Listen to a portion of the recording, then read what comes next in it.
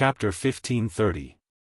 The troops of the three provinces did not stop advancing, but because the cannons were too heavy, their speed of advancement was not very fast. They seemed to be trying to scare the Vietnamese army with that formation and instill fear in them. In that case, once the cannons landed, the city of Beijiang Prefecture might collapse on its own.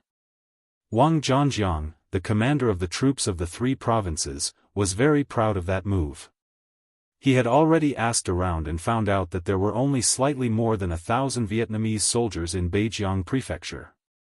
In front of his army of 100,000 soldiers, that was not even enough to fill the gaps between his teeth. If it were in the past, he might not even take out something as good as the cannons. After all, it was one of his trump cards that he would only use in times of crisis. However, the king of the three provinces, Zhu Huifu, sent someone to inform him that the elite Leng Fong of the five-star army was about to arrive at the battlefield in Vietnam. That was an army of pure firearms, which made Wang Zhangjiang feel the pressure. He was determined not to wait any longer. Hence, he took out the cannons with the intention of completely conquering Beijiang Prefecture. By then, he would be able to go anywhere. By then, even if the Leng Fong came, they would not be able to do anything to him if they had too few people. With full confidence, the cannons appeared and pressed towards the front of Beijiang Prefecture. At this moment, Fang Hao, the commander of the 3rd Regiment, had also led the regiment's artillery battery up the city tower and began adjusting the cannons. He did not forget Commander Tingshan's words just now. He did not allow any cannons to land on the city walls of Beijiang Prefecture. In other words, he could not give the enemy a chance to fire the cannons. Even so, he had to speed up. 6 100mm mortars were placed on the city tower. Commander Fang Hao personally took command and tested the first cannonball. Everyone listened to the command and prepared for the first test shot. Target, enemy cannons. High 2, 3, 3, 3 to the north, 2 to the east, 2 to the right, 6 to the right, fire. Boom! A cannonball was fired from the barrel and blasted towards the troops of the three provinces that were slowly approaching. After the sound of the cannons, there was the sound of the cannonballs exploding. Under the aftermath of the explosion, when the cannonballs landed in the middle of the army of the three provinces, a small piece of empty space was blasted open. Within 30 to 40 feet of the explosion, all the soldiers of the three provinces were either killed or injured. A cannonball landed and injured some of the soldiers of the three provinces, but it did not hit any of the cannons. Instead, it exploded a few feet behind the cannons. Looking at this scene, Fang Hao muttered, "The goat's horns are a little high. Come on, adjust a little more and get ready to fire." After just one round, Fang Hao already had a good idea of where the cannon would land. When he opened his mouth again, his face was filled with confidence. Target, enemy artillery. The 6 cannons were positioned 2 or 3 times higher, the north side was positioned 2 or 3 times higher, the north side was positioned 2 or 3 times higher, the direction was positioned 2 or 3 times higher, and the direction was positioned 2 or 3 times higher. 3, 2, 1, fire. After Fang Hao recited a series of professional terms, the 6 cannoneers continuously adjusted the direction of the cannons in their hands. When the number 1 was finished, the 6 cannoneers simultaneously sounded. Then, the 6 cannoneers landed on the ground. The cannoneers flew over the city walls and landed on the soldiers of the three provinces. Boom boom boom. Boom boom boom. After the adjustments, the accuracy of the cannoneers greatly increased. Out of the 6 cannonballs, a total of 4 cannonballs hit the enemy cannons. This attracted the cheers of Governor Zhang De and General Chen Bai on the city walls. What's going on? Commander Fang Hao did not look happy at all. On the contrary, he turned his head and stared fiercely at the 2 cannoneers who did not hit the target. He looked at the 2 cannoneers who lowered their heads and did not speak. It was normal for the cannoneers to have some deviation. Not to mention that the enemy cannons were constantly moving. Although the speed was very slow, it was still moving. To be able to hit 4 out of 6 cannoneers was already a very good result. In any cold vanguard division, such a standard was enough to make them proud. However, the problem was that this was the first division of the Leng Feng division. These people were all instructors. Even the 2 cannoneers had taught thousands of students. Now that it was their turn to attack, they actually missed. It was really a terrible feeling. After being reprimanded by Fang Hao, the 2 cannoneers also became ruthless. They first stood up and observed the position of the target. Then, they ordered someone to reload the cannoneers and fired the cannoneers. Fortunately, they finally hit the target this time. The cannoneers landed less than 10 feet away from the cannoneers of the 3 provinces. The powerful shockwave directly destroyed the cannoneers and overturned them on the ground. Cannoneers were fired one after another. The cannoneers of the 3 provinces had one less cannon after another. Within a short period of time, all 30 cannoneers were destroyed. As expected, Commander Tingshan's request was met. Not a single cannoneer was allowed to land on the city walls of Beijiang Prefecture. This result also shocked Zhang De and Chen Bai, who were watching at the side. They did not expect the cannoneers of the first division of the Leng Feng division to be so powerful. While the first division of the Leng Feng division was impressive, the soldiers of the 3 provinces suffered. When the commander of the troops, Wang Zhanjiang, saw that the 30 cannoneers that he had sent out had all been destroyed before they could even reach the designated firing position, he was infuriated. Someone, order the front troops to launch an attack. Their cannoneers may be powerful, but there's a limit to the number of cannoneers they have. Are they going to blow up all our soldiers? The truth was just as Commander Tingshan had expected. After the cannoneers failed, the soldiers of the 3 provinces launched a ground attack. After receiving the order, 10,000 soldiers of the 3 provinces rushed towards Beijiang Prefecture like an avalanche. Good timing. Everyone, listen up.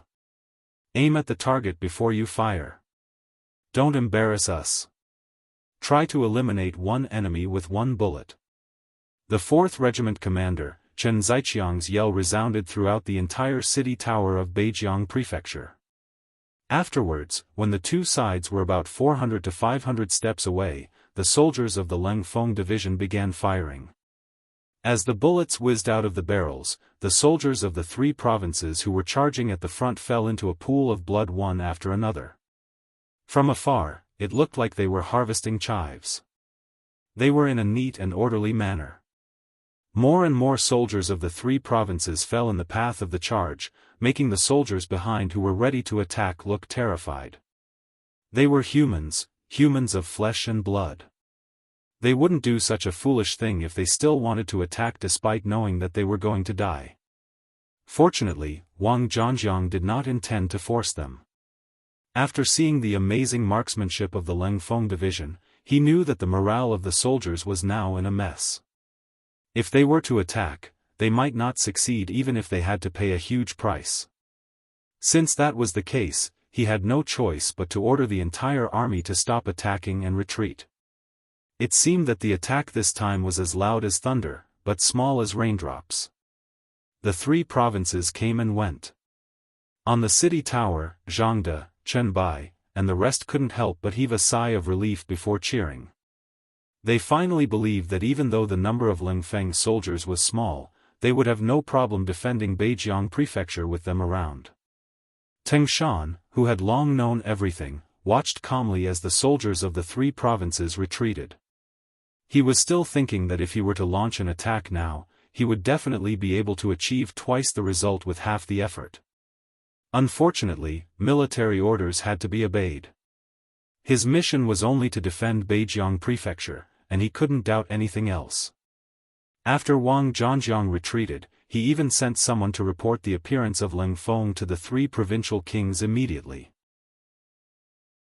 Leng Feng's sudden appearance had indeed caught everyone off guard. However, in the letter, Wang Zhanjiang expressed that he would continue to work hard even if he failed this time. He did not mention whether he would be able to withstand Leng Feng's attack. Perhaps he didn't even think about whether the 5-star army, which only had a few thousand soldiers, would dare to attack their 100,000-strong army. That was the outcome that Yang Chendong wanted. It all started with the secret telegram sent by Yao Yingjun. Yao Yingjun, the backbone of the security bureau, was also one of the elders. Due to his good looks, he was arranged to stay by Zhu Huiyun's side. He got to know Zhu Lian, the princess of Yongsheng County, and won her heart. In the end, Zhu Huiyun rebelled, which also meant that his mission was completed and he could return to the security bureau to report. However, he didn't do that and instead protected Zhu Lian to escape from the clutches of the demons. He then formed an opposing force and started causing trouble behind Zhu Huiyun's back. Although Yao Yingjun left with Zhu Lian, he still arranged for some intelligence personnel to stay by Zhu Huiyun's side. Although they were not important figures, they could still find out some information that outsiders couldn't. Not long ago, the spy sent some information that a Mr. Mo had become a frequent visitor of the 3 provincial kings' residences. According to their observations, this person should have a certain connection with the higher-ups of Yangxia. For example, Zhu Huiyun found out about Leng Yi's reinforcements in Yunnan province in advance. There was actually such a thing. After Yao Yingjun found out, he naturally didn't dare to be careless. He immediately used the radio to report to the higher-ups. When it was sent to Yang Chendong, he was really shocked. How powerful was the Yang faction? Everyone who was involved in it had a deep feeling. With such a powerful backing, Yang Chendong couldn't figure out who would side with an outsider. He didn't believe that Zhu Huiyun had arranged for someone to enter Yangxia in advance. It wasn't that he looked down on the 3 provincial kings, but this person didn't have such vision. From the information reported by Yao Yingjun, the person who contacted Zhu Huiyun knew a lot of things. This proved that the person's rank wasn't too low. Then, it was a high-level cadre? Who could it be? Yang Chendong felt a chill down his spine when he thought about how there were spies among the senior officers under his command, or people who had done something unfavorable to him. If this tumor wasn't dealt with, then wouldn't he have to sleep with one eye open? Chapter 1531. In addition, if the other party was a high-ranking officer with military authority, didn't that mean that his family in Qiqian City could be in danger at any time? Although Yang Wu had always been responsible for the safety of the royal palace, it was still reassuring. But he couldn't guard against the unsuspecting. Besides, Yang Chendong didn't like being on the defensive all the time. He had to find out the big traitor, and to achieve this goal, he couldn't kill Zhu Huiqiang now. Otherwise, what if the traitor disappeared again when he saw that things were not going well? He wanted to personally meet Zhu Huiyun and see if there was a chance to find this traitor. Yang Chendong even had a feeling that even Zhu Huiyun didn't know who the person who had given him information on Yangxia was. This was the truly frightening part. This was why Yang Chendong had sent a telegram to Tingshan, ordering him not to take the initiative to attack. All he needed to do was defend Beijiang Prefecture and prevent the 5 provinces' army from entering Vietnam to cause trouble. The timely appearance of Beijiang Prefecture's 1st Division Leng had thwarted their plan to enter Vietnam. When the telegram was sent to Yang Chendong, he could finally breathe a sigh of relief. Then, his gaze fell on the Timur Empire that was surrounded by enemies. Because of the heavy snow, the 5-star army's attack had been forced to stop. While they were resting, they had also begun another operation, and that was to cause internal strife in the Timur Empire. After repeated battles, the situation had undergone a fundamental change. Of the 200,000 cavalry of the Timur Empire, 100,000 had been heavily injured, leaving only 150,000. The military strength of the Timur Empire had been severely weakened. The main forces of the 5-star army had smoothly joined forces, forming a massive encirclement around the enemy, turning it into a beast in a cage. As a result, the people of the Timur Empire were in a state of panic. Other than the Crimean army and the distant Yusang army, the other kaganates had all fallen into the hands of Yangxia. They had no outside help or hope. With these three advantages, the people of the Timur Empire were in a state of panic. There were many people who feared death and many who wanted to surrender. Just like when they had dealt with the Golden Horde, the reason they had been able to achieve victory so quickly and easily was largely due to the surrender of Gray and the others. Even when they had destroyed the Ross Duchy, wasn't it because of Peter and the others? In history, wasn't it also because of Wu Sangui's sacrifice that the Qing army had been able to conquer the world? All of this proved one thing: even the strongest fortress could be easily breached from the inside. Yang Chendong was searching for the Timur Empire's most powerful clans. The Timur Empire's most powerful clans. Head of the Timur Empire. Odin Gerald represented the entire Shaman family, which was once a glorious existence. The Timur of the Timu-S's, when the Great Khan's Great Khan, the Timus the Timur. The Timus Saat. In the Timur Empire, the Timur Empire's Shaman clan was also the most powerful clan. No one dared to look down on them. Perhaps it was because he was afraid of death, or perhaps it was because he was dissatisfied with being suppressed by the Great Khan, but in any case, the head of the Shaman clan, head of the Timur Empire, secretly sent people out of the city to contact the 5-star army. They expressed their willingness to help the 5-star army get rid of this huge problem. With head of the Timur Empire's cooperation, Yang Chendong immediately abandoned the small and medium clans of the Timur Empire that had contacted him. After all, the destruction of the Timur Empire was certain. It was only a matter of time. Since that was the case, the more people he needed to cooperate with, the greater the price he would have to pay. In that case, it would be better to only contact head of the Timur Empire. Even if there were benefits, it would only benefit one clan. It was better than having more foreign clans benefit from it.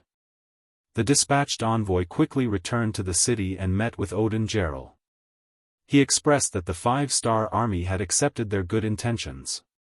He also stated that once they took over the entire Timur Empire, the Shaman family would receive special protection, and they would even be able to keep 1/10 of their wealth. This was exactly what head of the Timur Empire wanted. Now that the 5-star army had agreed, he could do some things with peace of mind. Head of the Timur Empire, was not worried that the 5-star army would play tricks on him. Once they did so, the 5-star army would find it even more difficult to find people who would cooperate with them in the future. There was no enmity between the two of them, so why must they make things difficult for him? Knowing that the 5-star army wouldn't go back on their word, Odin Gerald called over all the clan leaders and explained the 5-star army's reply. Previously, the family had held a meeting to discuss the surrender of the 5-star army. Back then, it had been unanimously approved. Now that everyone was informed, it was time for them to take action. As expected of one of the greatest nobles, the descendants of the Shaman family had already infiltrated all walks of life in the Timur Empire. Even in the army, there were many disciples. Once these people gathered together, the power they could display was very strong. Even Khan Amur had to give them some face. When the entire family was mobilized, the locations of the Timur Empire's hidden troops were quickly exposed and sent to the 5-star army. After all, the daily consumption of these troops wasn't small. They wouldn't appear for no reason, so they needed someone to send them supplies. As long as someone sent them, it was equivalent to having a clue. Under careful investigation, some secrets were no longer secrets. After sending the information to the 5-star army, Odin Gerald set his sights on Great General Mandul Latu. The reason why the Timur Empire was able to confront the 5-star army without falling into a disadvantage was due to the terrain. First, it was due to the complex terrain of the country. There were mountains everywhere. Once the safety of the country wasn't ensured, the army would face the danger of having their retreat cut off. This meant that there wasn't enough supplies to make up for it. This was a very dangerous matter for an army that was marching. The army was scattered and used guerrilla warfare to attack the logistics of the 5-star army, as well as some lone troops. This created a lot of pressure for the 5-star army. This was also the reason why Yang Chendong didn't move forward. And the instigator of all this was Great General Mando Latu. Odin Gerald contacted him in order to persuade him. Even if he wasn't used by the 5-star army, at least he shouldn't be an enemy of the 5-star army. Regarding the arrival of Odungerel, Mando Latu, who was in the mansion, didn't feel any surprise. Judging from his calm face, this seemed to be something he had expected long ago. Speaking of which, who wouldn't know about the filthy matters between the Shaman clan and Khan Amur if they were well informed? If it wasn't for the sudden appearance of the 5-star army, Great Khan Amur would have been cleaning up the internal strife in the Timur Empire. It could also be said that the arrival of the 5-star army saved the Shaman family and prevented them from being cleaned up so quickly. After all, in the face of an external enemy, a ruler that had to deal with internal strife wasn't a confident ruler. Because doing so would only cause pain to those close to him and delight his enemies. Not all of them were as stubborn as Baldi Jiang. It was precisely because he understood this that Mando Latu didn't think that Odin Gerald's actions were strange. He could see that once Great Khan Amur won this battle, the next to deal with Odin Gerald would be Great Khan Amur. Taking advantage of the chaos, how could they be willing to wait helplessly for death? How could they not do something? In the main hall of his mansion, Mando Latu received Odin Gerald. In the huge hall, there were only the two of them at this moment. All the servants had been sent out. Looking at the scene in front of him, the smile on Odin Gerald's face didn't diminish.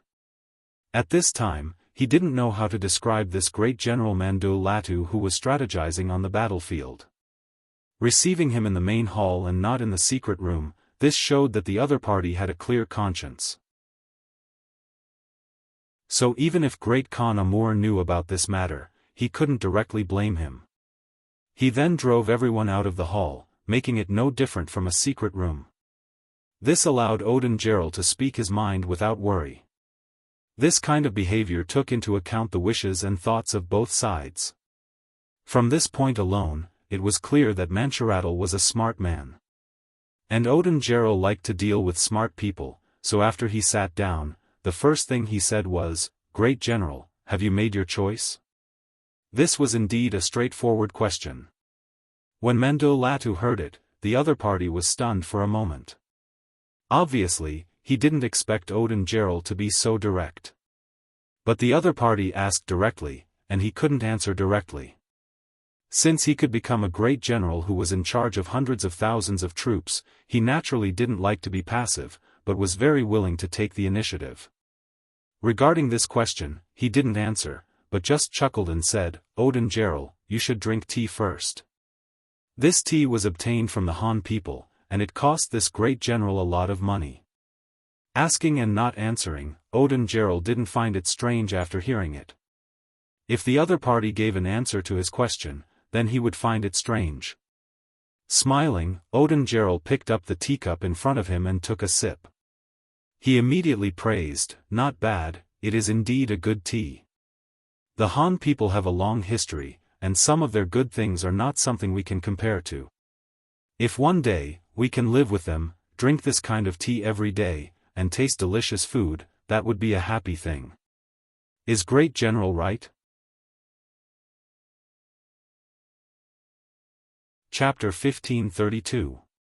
Soon, the topic changed from drinking tea to the main topic. When Mando Latu heard this, he couldn't help but admire the other party's quick-wittedness.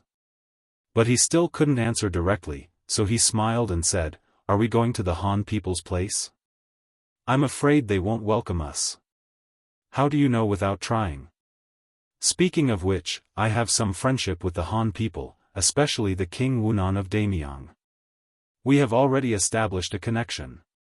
Presumably, as a friend, if I make a small request, he will certainly satisfy it." Odin Gerald had a very sincere smile on his face, giving people the feeling that he and Yang Chendong were old friends. In front of a general, talking about the benefits of the enemy's commander-in-chief was already a taboo, but Odin Gerald didn't care at all. Obviously, he had already made up his mind and wasn't going to change it. After hearing these words, Mandolatu became silent. After probing again and again, Odin-Gerald finally pointed out the main topic. At this moment, he had no choice but to express his attitude. It's just that this attitude was really not easy to express. He already knew that the three provincial kings of the Southern Ming Empire and Banj Empire were acting separately. Now, the five-star army's backyard should be on fire. At this moment, it's not the time to make a final decision. If the five-star army couldn't withstand this pressure and withdrew back to their country to quell the chaos, then the danger of the Timur Empire would be eliminated. Then, Great Khan Amur would be victorious. At this time, standing on Odungeral's side, wouldn't it be suicidal?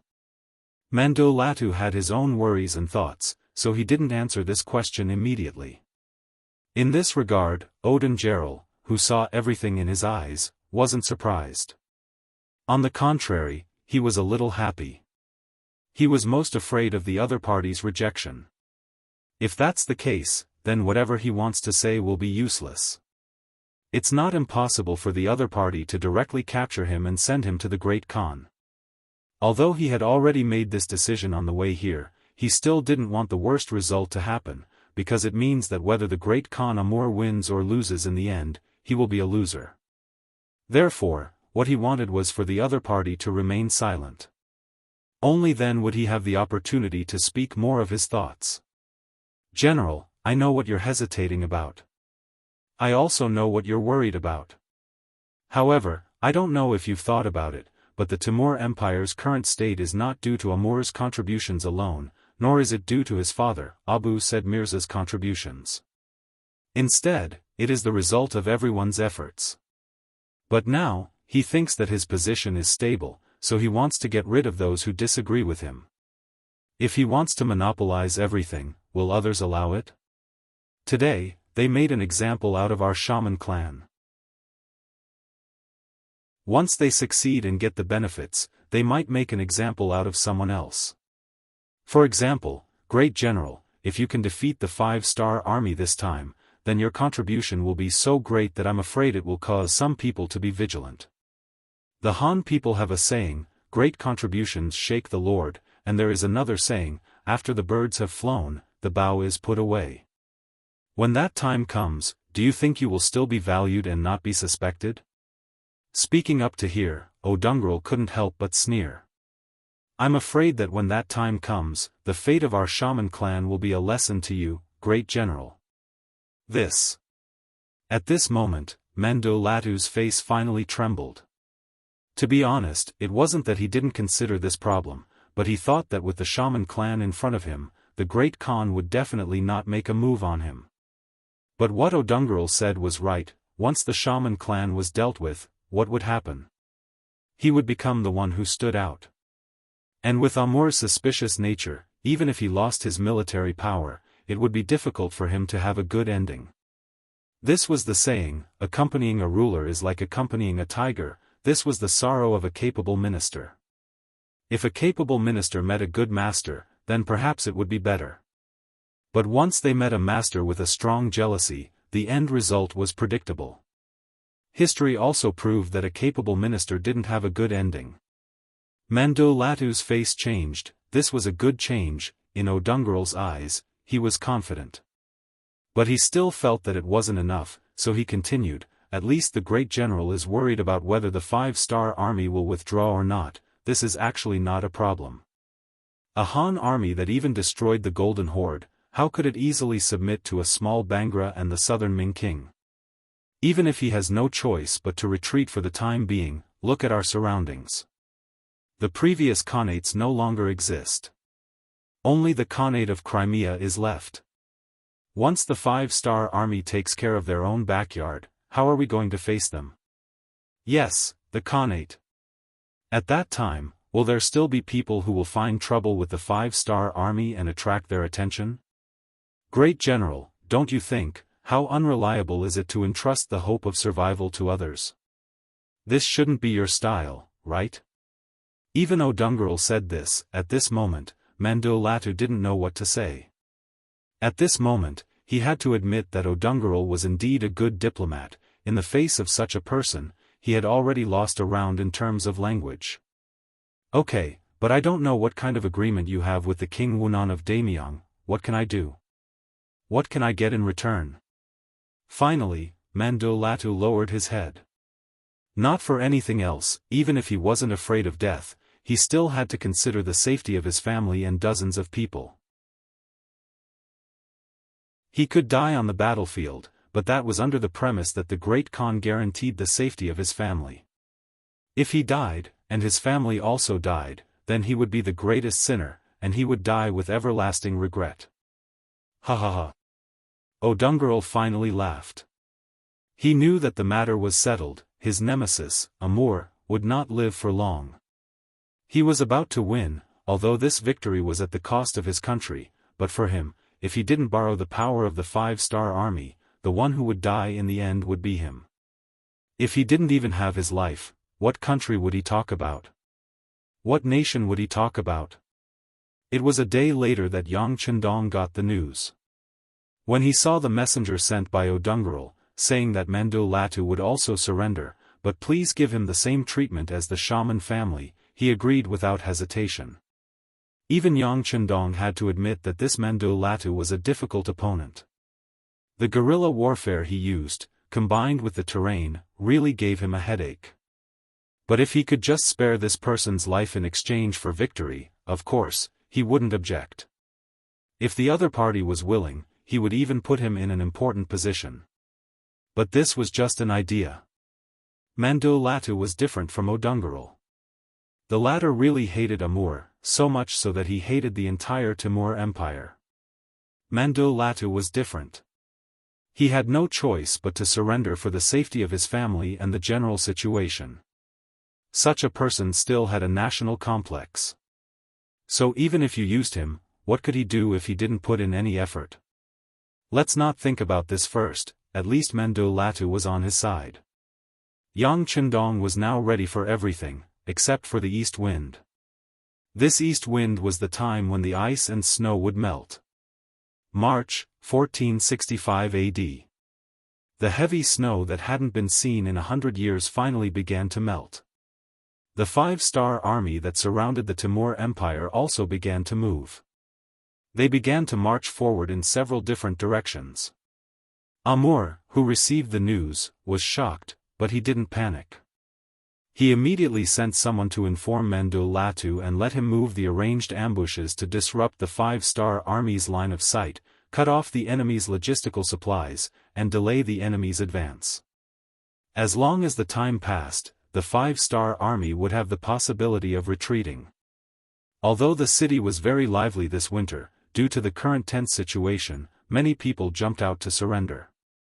But Amu had never doubted his great general, Mandolatu. He understood the other party. This was a smart person. In addition, he knew that the shaman family was his current enemy. As long as the situation wasn't so bad that it couldn't be saved, he could use this person without worry. If one were to say that Amu was indeed suspicious, then which monarch wouldn't be? Even Yang Chendong was suspicious of people and had to use them. But it also depended on the person. For example, Mandolatu, he did not have too many doubts. Although he knew that many people had gone to him during this period, the informants he sent told him that the Supreme General had not made any move to deploy troops. This made him completely relieved. What he didn't know was that he didn't need Mandolatu's order to move the troops. He only needed to tell O'Dungerel where the troops were hidden and let him pass on the information to the 5-star army. Just like when Great Khan Amur gave the order to Mandoratu to start guerrilla warfare, the 5-star army was also encircling and annihilating the Timur Empire's army that was hiding in various places and didn't know that their positions had been exposed. With the 1st Cavalry Division of the World's Cavalry Division and the 1st Cavalry Division, as long as they had a clear target, they could appear as fast as they could without the obstruction of the heavy snow. Then, they would charge, and there was no more after that. Unless they had firearms, no one would be a match for these two powerful cavalry units. Over the years, the soldiers of the two armies had become accustomed to living on horses. They could easily sleep, eat, and kill enemies on horseback. After countless battles, they had rich combat experience. They knew what kind of battle formation to face the enemy and how to find the enemy's weak point in the shortest time to attack. It was as if these things had fused with their lives. This was all thanks to the large and small battles they had experienced. As the saying goes, a long illness makes a doctor. Now, the strength of the two armies was so strong that they were invincible. It wasn't an exaggeration to say that even if Genghis Khan was alive, his most elite cavalry might not be a match for these two armies.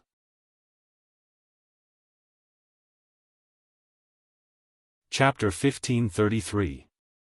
With such powerful fighting strength, the outcome of the battle was easy to imagine. Even if they took into account the time they spent on the long journey, it only took a month for the Timur Empire's army of 100,000 to be completely wiped out. Those who didn't die were captured. Due to the lack of information, Amur didn't know about this matter. Even Mandaratl, who had betrayed the army, didn't know that the battle would end so quickly. As the good news came in one after another, the five-star army's main force finally didn't have to worry about anything and could attack Herat without any worries. After a month and a half, the first five-star army suddenly arrived at the capital. When Khan Amur heard the news, his expression changed greatly and he shouted that it was impossible. He didn't believe that the five-star army would take the risk to appear outside the capital before the problem with the supply route was solved. Didn't they know that if they couldn't successfully take down the capital, they would become an isolated army? Wasn't that very dangerous? With all kinds of disbelief, Amur climbed up the city gate tower and saw an unbelievable scene. He saw more and more five-star banners appearing in all directions. Not only that, he also saw many carriages and mules carrying supplies rushing to the enemy camp outside the city. From afar, he could see that there weren't many enemy soldiers escorting the supplies. In other words, they didn't suffer any attacks or harassment during the process. What's going on? What's going on? After a series of shouts, Amur ordered someone to summon Mandaratl. He wanted to ask his great general. Regretfully, he sent people out, but when they reached the great general's residence, it was already empty. Mandaratl had actually disappeared into thin air. After hearing the news, Amur's face was incomparably pale. At this time, even if he reacted slowly, he knew that this great general must have betrayed him and exposed the location of the troops outside to the five-star army. This allowed the enemy to appear so smoothly in front of him without any worries. The reason why the Timur Empire was able to hold on for so long wasn't because of how powerful their cavalry was or how powerful they were. To put it bluntly, they were using the terrain to cut off the five-star army supply route. Although Rezin City had prepared a lot of military rations like instant noodles, compressed biscuits, ham sausages, and canned meat. However, there was still a limit to their numbers. Hundreds of thousands of soldiers were expending a huge amount every day. Therefore, the food that was convenient and could fill their stomachs was basically given to the main forces of the five-star army. The surrendered Russian and Mongolian divisions did not receive such treatment. In the end, they still had to rely on normal rations to maintain their daily needs. If that wasn't the case, they wouldn't have to spend so much effort to attack the Timur Empire. And now, after the only drawback was taken care of by the five-star army, they could finally appear in front of Khan Amur without any worries. Having figured everything out, Amur's face turned red with anger. Search. Even if we have to turn the entire city upside down, we have to find Mandaratl for this Khan. We have to tear him into pieces, tear him into pieces. Yes. Seeing that the Khan was enraged, his subordinates didn't dare to dissuade him and quickly agreed. Then, the 50,000 cavalrymen in the city began to move. They searched every possible corner of the great general's whereabouts, but unfortunately, they still couldn't find any traces of him. When the situation was reported to Khan Amur, someone suggested, "Great Khan, there are still some nobles' houses that haven't been searched yet. For example, Odin Geril and the others, enough. The enemy is before us. Let's deal with the current situation first. Khan Amur raised his right hand and waved it gently. Now was the time to unite against the enemy. There was no need to make the city restless. Although he didn't like Odin Gerald and the others, they weren't weak. The people who were related to them could be said to be deeply rooted. If they were to search his house at this time, it would only cause panic. Khan Amur believed that he still cared about the overall situation. However, what he didn't know was that Mandur Ratu was currently hiding in Odin Gerald's house and drinking with him. What he didn't know was that Odin Gerald's hatred for him had reached the point where he would rather see the entire Timur Empire be destroyed than to teach Amur a lesson. It could be said that this kind of hatred had been engraved into his bones. It was greater than the sky. Odin Gerald's mansion was already filled with many mansion soldiers. They were the armed forces of the shaman family. Usually, they were hidden and not known by others. However, now that they had reached a critical juncture, they were gathered in the mansion. Their purpose was to prevent Amur from acting recklessly and attacking them before he died. This way, they would have a certain degree of resistance. Actually, it wasn't only Odin Gerald's mansion. The houses of the nobles in the vicinity were also like this. They either activated their hidden forces or spent a large amount of money to hire many guards. In short, they all possessed a certain degree of defensive power. In order to save their lives, they also agreed that once Amur lost his mind and wanted to attack them, they would send reinforcements from all sides. Only in this way could they ensure their own safety. Come, great general, please drink. Although the city outside was surrounded, there was no panic on Odin Gerald's face at this moment. On the contrary, he was still as calm as water. Sigh, I'm no longer a great general. There's no need to call me that in the future. I'm just an ordinary person. Mandur Ratu had a cautious look on his face. Obviously, the whole city was searching for him now. It was impossible to say that he wasn't flustered at all. Good. Odin Gerald didn't intend to force him. He poured wine for both sides with a smile on his face, then asked, Brother Ratu, do you think he will act recklessly? It shouldn't be. The 5-star army is outside the city. He can't even deal with them. How can he come to find trouble with us? Knowing what the other party wanted to hear, Mandur Ratu said according to his thoughts. That's true. Hearing this, Odin Gerald nodded in agreement. He reached out his hand to take the wine glass, but before he put the wine to his lips, he asked again, Brother Ratu, he won't go crazy, right? You should know that a crazy person can do anything. No, our great Khan is very wise. He won't go crazy easily. Mandur Ratu said again with certainty. Finally, Odin Gerald didn't stop asking. Instead, he lightly nodded and said with a smile, Good. Come, let's continue drinking.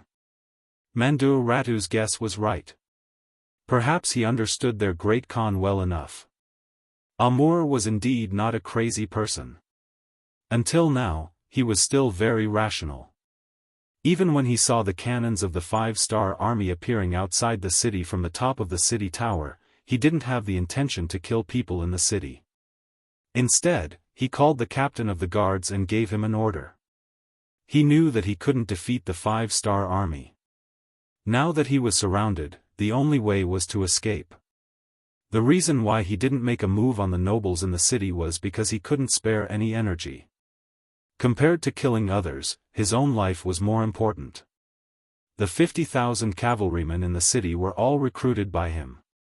Among them, the high-ranking officers were all appointed by him. They only listened to him. This was also the reason why Mandur Ratu hid even though he was a great general. He couldn't command these 50,000 cavalrymen at all. This was Amur's final trump card. Now, he had to use this trump card to escape. He firmly believed in a phrase that the Han people often said. Where there's life, there's hope. Although he didn't know if he could escape this time, and if there was a possibility of Dongshan rising again after escaping, he had to try. Otherwise, if he stayed in the city, even if the King Wunan of Daimyong didn't kill him, he was no different from being dead. The 5-star army was still surrounding Herat. Because there were many mountains and lakes and the terrain was complicated, many routes that seemed to be close had to be taken around.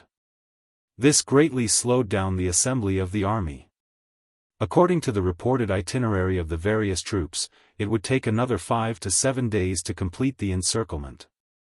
Before the encirclement was complete, Yang Chendong didn't prepare to launch an attack. He wanted to finish it in one strike. Seeing that Herat was going to be his, he wanted to reduce the losses as much as possible. This was also beneficial for the post-war reconstruction. Therefore, whether it was the air force or the cannons, they weren't arranged to be deployed immediately. The 5-star army didn't have any plans to make a move, but an accident happened. That night, the 4 gates of Herat city opened wide. Following that, an endless stream of cavalrymen began to charge out. At first, Yang Chendong thought that the enemy was testing the waters. However, as more and more cavalrymen charged out of the city, he and the other generals finally realized that this wasn't a test. They were clearly trying to break out of the encirclement. Break out of the encirclement? It seems that this Amur still cherishes his life. Yang Chendong, who had heard the news, looked at the sand table in front of him in the main tent. "Young master, we don't have enough troops and aren't prepared enough. I'm afraid we can't kill all of the enemy cavalry." Beta Persei had already put on a suit of armor and appeared in front of Yang Chendong. Although he said that they couldn't, his restless appearance proved that he wanted to attack and beat the enemy while they were down. "Yes, our encirclement hasn't been fully launched yet. I have to say that this Amur chose the right time." Forget it. The entire Timur Empire is gone. Even if this great Khan escapes, what can he do? Yang Chendong quickly adjusted his attitude. In history, he had never heard of this Amur's name, completely unlike Ivan who had a resounding reputation. Even so, this person's strength must be ordinary. If that was the case, then so be it. If he wanted to escape, then so be it. As long as he dares to continue to be the enemy of the 5-star army, then one day, he will be discovered and beheaded on horseback. Thank you to 3-inch Flame for your monthly votes for munitions. Lungzi thanks you. Munitions will be finished next month. I guarantee that it will be finished at least 3 to 4 chapters a day. Please read it without worry. The new book Duke Ferocious will be officially published on the novel website today. Everyone is welcome to read it. At the same time, please bookmark, recommend, and click the new book. Your support is the greatest encouragement to the prodigal son.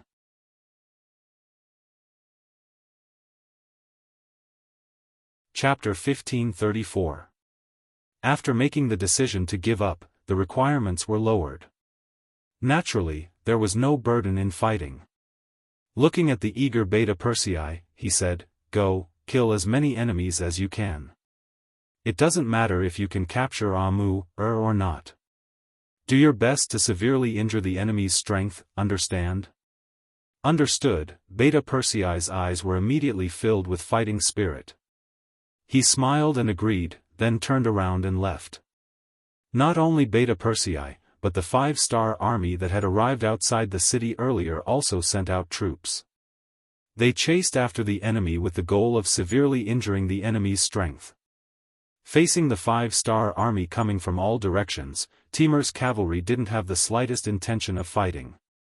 Like a lizard that had its tail cut off, those that were surrounded surrendered one after another, while those that weren't surrounded fled for their lives. Amur's luck wasn't bad. Under the protection of the palace guards, he, who was wearing an ordinary military uniform, fled with the army. 50,000 cavalry, this was the last force. After paying the price of 20,000 people, Amur fled. It wasn't until 2 years later that he was captured by Bai Shuang, the commander of the Yi army. With Amur's escape, 50,000 cavalry came out of the city.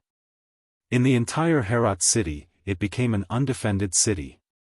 At daybreak, the 5-star army smoothly entered the city, and they were welcomed by Odunj and the other nobles. As for Mandolatu, he had no intention of joining the 5-star army. He became an ordinary person and was eventually sent to other provinces to live out his remaining years in a foreign land. With the fall of Herat city, it also heralded the fall of the once glorious and powerful Timur Empire. After staying in the city for only 5 days, Yang Chendong waited for the other armies to gather in the city. After some inquiries and investigations, Yang Chendong summoned his favorite student, Bai Shuang, and handed over this vast territory to him. Logically speaking, Bai Shuang's time in the army was rather short. At the very least, compared to the new army's commander Su He and the world's first cavalry army's commander Tian Hu, he was slightly inferior. However, these people did not want to stay in one place. Instead, they wanted to follow Yang Chendong and display their skills on the battlefield. In the end, White Shuang took on this heavy responsibility. Yang Chendong was very optimistic about this disciple of his. Not only was he talented in both civil and martial arts, but he was also very young and very loyal. With such a person entrusted with such an important task, he was at ease. In the end, the EE Army Corps and Central Asia were established. The position of provincial governor and army commander naturally belonged to Bai Shuang. Under his command were the First Army of the Different Race, 50,000 men, the Second Army of the Different Race, 50,000 men, the Second Army of the Different Race, 50,000 men, the First Army of the Meng, 40,000 men, the Fourth Army of the Meng, 40,000 men, the Fifth Army of the Meng, 40,000 men, the Fourth Army of the Meng, 40,000 men, the Fifth Army of the Meng, 40,000 men. He was in charge of the security and construction of this Khanate region. From a regiment commander who led 2,000 people to the current EE Army Corps commander who led 200,000 people, Bai Shuang could be said to have walked to the peak of his life. In the face of Yang Chendong's trust, he could only pat his chest and promise that he would reintegrate this area as soon as possible. While moving the population out, he would also move the population in from other areas to achieve the goal of completely erasing the original history. Bai Shuang's thoughts satisfied Yang Chendong. This was exactly what he wanted. He also said that if he needed anything, he could send a telegram at any time. Regardless of whether it was Crimson City or the army, they would do their best to help.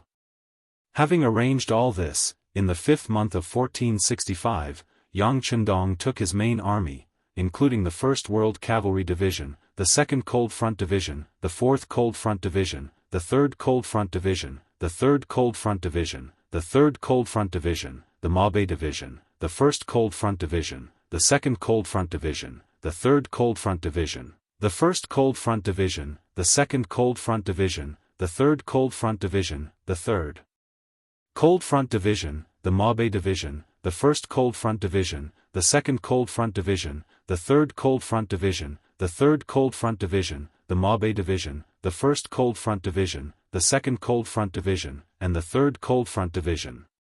Seeing Yang Chendong leave with his army, Bai Shuang returned to the army headquarters and summoned the high-ranking officers of the division level and above to discuss how to completely resolve the situation in Central Asia. The first was to send troops to the Crimean Khanate, the only Khanate in the region that still had some influence and had not been affected by the war. Bai Shuang wanted to make this part of Yang Xie's territory. Yang Chendong had already put these matters to the back of his mind. Since he had given everything to Bai Shuang, he had to fully trust him. Right now, what he needed to do was take care of those people who dared to take advantage of the chaos to ambush him. And before that, he still needed to take care of one more matter, Yusang. Yusang, in modern-day Tibet, had been established by the Yuan Dynasty. In the Ming Dynasty, it was known as the Yusang Guard, but in reality, it had never truly been ruled by the Great Ming. During the reign of Zhu Yuanzhang, the Ming Dynasty had established a certain relationship with Tibet, but this relationship was completely different from what many people had imagined. At the time, Tibet had already been divided into many monasteries and factions, with no single faction holding the dominant position. Although the historical records of the Ming dynasty claim that Emperor Hongwu had established the Yusang Prefect, Duogan Prefect, and other military and political organizations in Tibet, in reality, this relationship could not even be considered a bond. It was more like a unilateral declaration of the Ming dynasty. This was because the Tibetan leaders who acknowledged this relationship did not have the authority to govern Tibet, and they could not even be considered a mainstream faction. Thus, on the issue of territory, one could not just rule as they wished. At the very least, one had to consider the feelings and attitudes of others. If those who truly had the right to speak did not know or acknowledge the rule of others, what meaning was there in marking out a few administrative regions on the map? It was precisely this sort of place that, after the appearance of the little butterfly Yang Chendong, had completely broken off relations with the Great Ming. Not only that, it had even joined in with the other Khaganate factions to deal with Yang Chendong. Now that the matter with the Khaganates had been resolved, it was naturally time to look for trouble. As long as others did not offend him, he would punish them. How could Yang Chendong allow others to strike him and not retaliate? The new 5 armies had already received the order to deal with Yusang and liberate it, and they had already set off for that place. Now, all that was needed was for the main force of the army to gather them. Once Yusang was pacified, Yang Chendong would move against the Sudan and Bangla. He would not let go of any of these petty people who had set their sights on him. The new 5 armies. In the headquarters, Army Commander Shi Wanshan was currently listening to the report of his subordinate, Commander Ancient River, from the 1st Cavalry Division. Ancient River gloomily said, "Military Commander, our division has advanced 200 some li, but we still haven't seen the main force of Yusang. Along the way, we've asked the locals, and according to what they said, their main force retreated half a month ago. As for where they went, no one knows." He had originally believed that by seizing the position of vanguard, he would be able to make a name for himself, but contrary to his expectations, he hadn't even seen a shadow of the enemy. This truly left him depressed. No one knows? A hint of concern appeared in Shi Wanshan's eyes when he heard this report, but he quickly turned to Infantry Division Commander Ning Wenfeng and asked, "What does Commander Ning think?" After defecting to the 5-star army, this Iron Triangle had finally reunited. Although there was a difference in their military positions, Shi Wanshan was still willing to listen to the opinions of these 2 brothers under his long-term habit. As the most intelligent of the 3, Ning Wenfeng was the one who considered matters more thoroughly. When he heard Gu Heji's words earlier, he had already thought of some things. Now that he was being asked, he voiced out the doubts in his heart. "Military Commander, according to what Teacher Gu said, I think that these people didn't escape, but hid. They're like a venomous snake hiding in a dark corner, ready to open its venomous fangs and bite us at any time. Give me the details." Ning Wenfeng's analysis coincided with his own, so Shi Wanshan asked with an encouraging look. "Yes." After agreeing, Ning Wenfeng continued, "The information sent by the intelligence department says that Yusang was divided into 3 parts. Front Tibet included modern-day Lhasa and the Shannon region, Rear Tibet included modern-day Kaze, and Ngari included the entire northern Tibetan plateau, modern-day Ngari and part of the Naka region. These 3 parts are like the current Baiming of the south, none of them willing to submit to the other. But ever since that Yang Silu appeared, he actually borrowed soldiers from the Sudan to deal with the other 2 parts.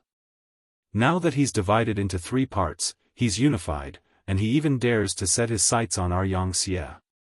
And this sort of person is brimming with ambition. Even before the battle has begun, he's already retreating. This doesn't fit his personality. Not bad." Shi Wanshan nodded in praise. Continue. "Military Commander, this subordinate believes that they've only disappeared because they're waiting for an opportunity. Once the opportunity is ripe, they'll definitely jump out and take a bite. Thus, if we want to fight a decisive battle with them, we must first throw out bait. Ning Wenfeng immediately threw out his own point of view, and a plan to lure the enemy out came out from his mouth. From Saker to the town of Rito, Shi Wanshan had followed Ning Wenfeng's instructions and thrown out bait several times, but he still hadn't seen any sign of the enemy. In the end, after traveling 800 li, the army was forced to stop in the vicinity of Sitazang. Altitude sickness had begun to appear in the army, and 30% of the soldiers had already lost the ability to fight due to the lack of oxygen. The rest of the soldiers also showed signs of loss of appetite. This was the frightening aspect of the Yusang region. Very few people who weren't natives of the region could endure this climate without experiencing any changes to their bodies. Looking at the soldiers in the army who were either vomiting incessantly, pale and unsightly, or listless and weak, Shi Wanshan, as the commander of the army, became anxious. When they were still 30 li from Sitazang, the new 5 armies stopped. Order the army to stop. The various divisions began to gather around the headquarters. And as they were doing this, Auxiliary Bishop Wang Dalian was leading 20,000 Tibetan soldiers to surround them. Great understanding of military supplies will be finished next month.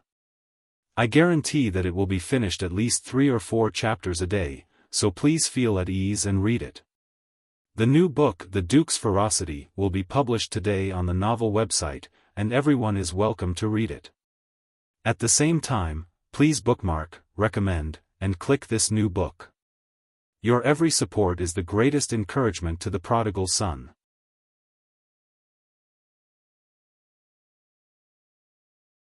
Chapter 1535.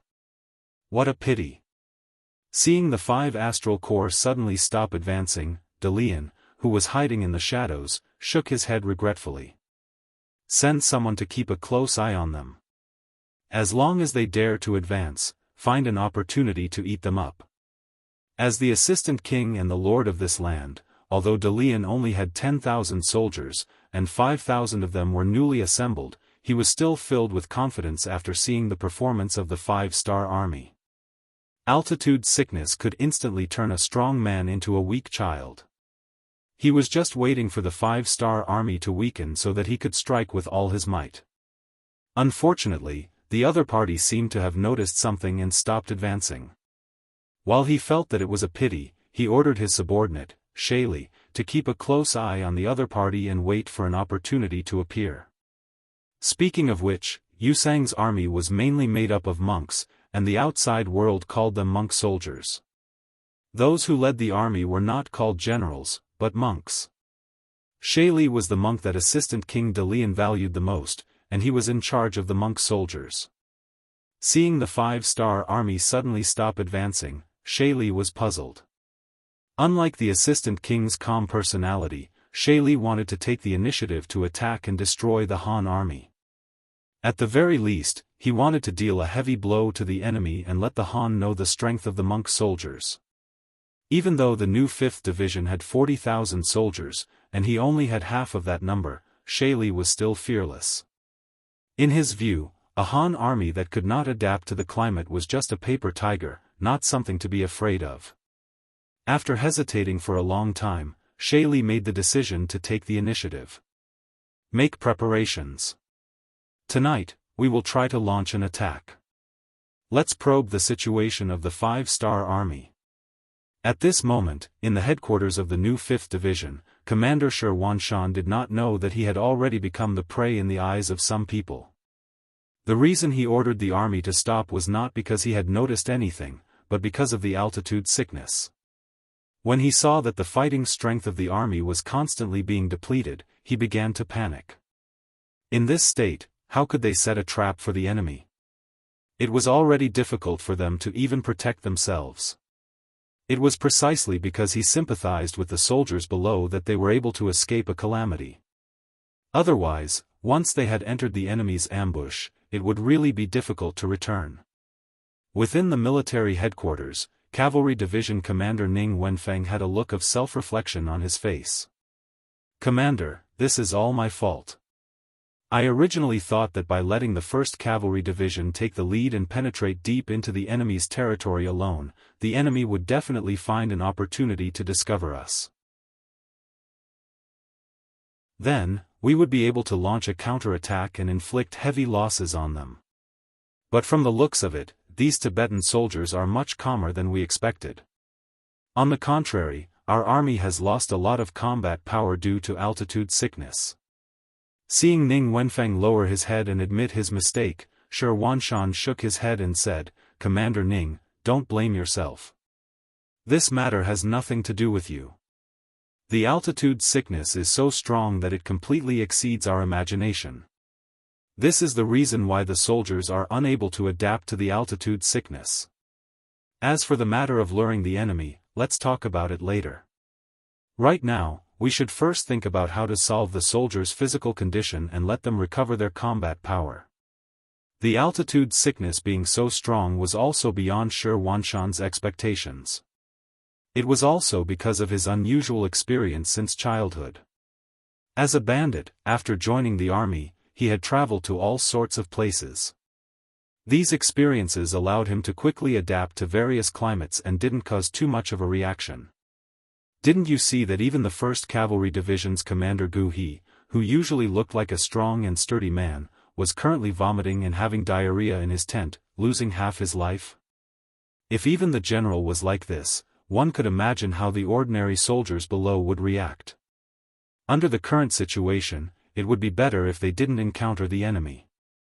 Once they did, who knew what would happen? At the thought of the possible problems they might encounter, Shi Wanshan's expression became very unsightly. "Commander Ning, now is not the time to think about luring the enemy. Instead, we should think about how to protect ourselves first. How about this, you go to the army and count how many soldiers are still able to fight. Then, you can organize them into groups and command them. You'll be responsible for guarding the tent first. I'll also immediately report the situation here to the 6th young master and ask him to send reinforcements as soon as possible." It had to be said that as a senior officer in the army, Shi Wanshan was very qualified. At least he knew how to judge the situation and not blindly act recklessly. If it was a fierce general who only knew how to fight and kill, he probably wouldn't even consider these things. After receiving the military order, Ning Wenfeng went to make preparations. Looking at his departing figure, Shi Wanshan couldn't help but rejoice that he still had a commander under him who didn't have altitude sickness. Otherwise, he would really fall into a situation where he didn't have a general to rely on. Altitude sickness was a pathological reaction that occurred after the human body entered a high altitude and was exposed to a low pressure and low oxygen environment. For example, when an outsider first came into contact with this kind of climate, they would feel all sorts of discomfort. Unless they lived here for a long time and got used to it, their condition would become much better. Of course, this didn't exclude people like Shi Wanshan and Ning Wenfeng, who naturally didn't have such a strong reaction. While Ning Wenfeng went to the army to investigate, Shi Wanshan didn't remain idle. He used the radio station to report the situation to Yang Chendong. At this time, our Bugnam of Gojoseon has already led his army to the edge of Ili and is preparing to enter the Yusang region. After reading this telegram, Yang Chendong's expression turned extremely grave. As someone who came later, he naturally understood what altitude sickness was. A large part of the reason why Tibet was so sparsely populated was because of this altitude sickness. In his eyes, the Tibetan soldiers and monk soldiers of the Yusang region weren't frightening. What was frightening was that the natural climate made it impossible for an army to display its normal fighting ability. This made the enemy's strength even more apparent. The best way to deal with altitude sickness was to rest more and exercise less. When necessary, one could rely on oxygen to alleviate the discomfort. But right now, he didn't have any oxygen. Even though he knew how to alleviate the discomfort, he was still somewhat at a loss. After pacing back and forth for a long time, Yang Chendong raised his head once more, his eyes brimming with resolve and determination. "Send a message to Commander Shi Wanshan. Have him rest where he is. Until the soldiers of the army recover, they are not allowed to advance. Tell him that this king will send someone to escort the provisions and guarantee that there won't be any problems with their provisions. Also, order the other armies to speed up their march. Once they enter the Yusang region, they are to immediately find encampments to rest and reorganize. In addition, find some young commoners in the vicinity to form another plateau army. Quickly go and handle this matter. After waving his hand at Chief Wang Shan, who was waiting for a reply, Yang Chendong, who had just issued a string of orders, felt his confidence return to his body. Shi Wanshan had sized up the situation. Seeing that the situation wasn't good, he had decided to stop advancing. This was undoubtedly the correct decision. With this firm attitude, he no longer demanded that the other side continue to advance. He only needed to maintain the current situation and exert some pressure on the Yusang region. At the very least, he would send an army to the Yusang region. He wanted to see how many soldiers were unable to adapt to the climate. If there were, he would immediately arrange for them to withdraw. To put it bluntly, as long as this sort of altitude sickness was properly treated, it wouldn't take anyone's life. It would just be a matter of some people reacting more strongly, some reacting less strongly, or a very small number of people not reacting at all. He only needed to select those soldiers who didn't react and have them continue to advance. This problem would be resolved. For the sake of safety, Yang Chendong had also decided to send an army to the Yusang region. The local people had probably already adapted to this climate. If he could send them out, the effect would naturally be the best. 3 consecutive orders were issued. As the main force of the army advanced, it also began to busy itself with the recruitment of soldiers. As soon as the 5-star army's recruitment strategy with its generous pay was announced, a flood of people came to apply. After all, in the Yusang region, where food and clothing were hard to come by, being able to eat and be paid was something that many people could only dream of. Moreover, when the telegram to the new 5-star army reached Commander Shi Wanshan's hands, he became even more determined to hold the line and wait for reinforcements.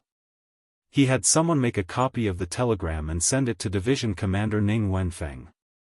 Then, he respectfully waited for reinforcements to arrive. At this moment, on the outskirts of the new 5-star army camp, Monk Shaili was slowly approaching with 4,000 soldier monks. As a probing attack, although Shaili had made a strong request, Auxiliary Bishop Wang Dalian had still only given him 4,000 soldiers. 2,000 of them were new soldiers that had just been recruited. Although the scouts had reported that the 5-star army had suddenly stopped advancing because too many people were suffering from altitude sickness. However, how could Dalian know that this wasn't a ploy by the enemy to lure them out? If the enemy didn't react, or if they didn't have such a large reaction, wouldn't he be sending all of his troops into the tiger's den? Out of caution, he only gave Shaili 4,000 soldier monks. In his opinion, this was enough to test the true strength of the 5-star army. Division Commander Ning Wenfeng didn't know the situation on the outskirts, nor did he understand the surrounding environment. After receiving the orders from the army commander, he only sent out scouts to be in charge of all reconnaissance activities within 5 li of the camp. After all, before they had enough strength, if they discovered that the enemy was further away, they wouldn't be able to chase after them. As such, it was better to gather all of their troops into a fist. At the same time, Ning Wenfeng also investigated the entire new 5-star army. He found 15,000 soldiers who didn't have such a strong reaction and temporarily organized them into a division to be responsible for the safety of the entire new 5-star army. When all of this was done, the sky had already turned completely dark. The camp started to make fires and cook. From afar, it looked quite busy.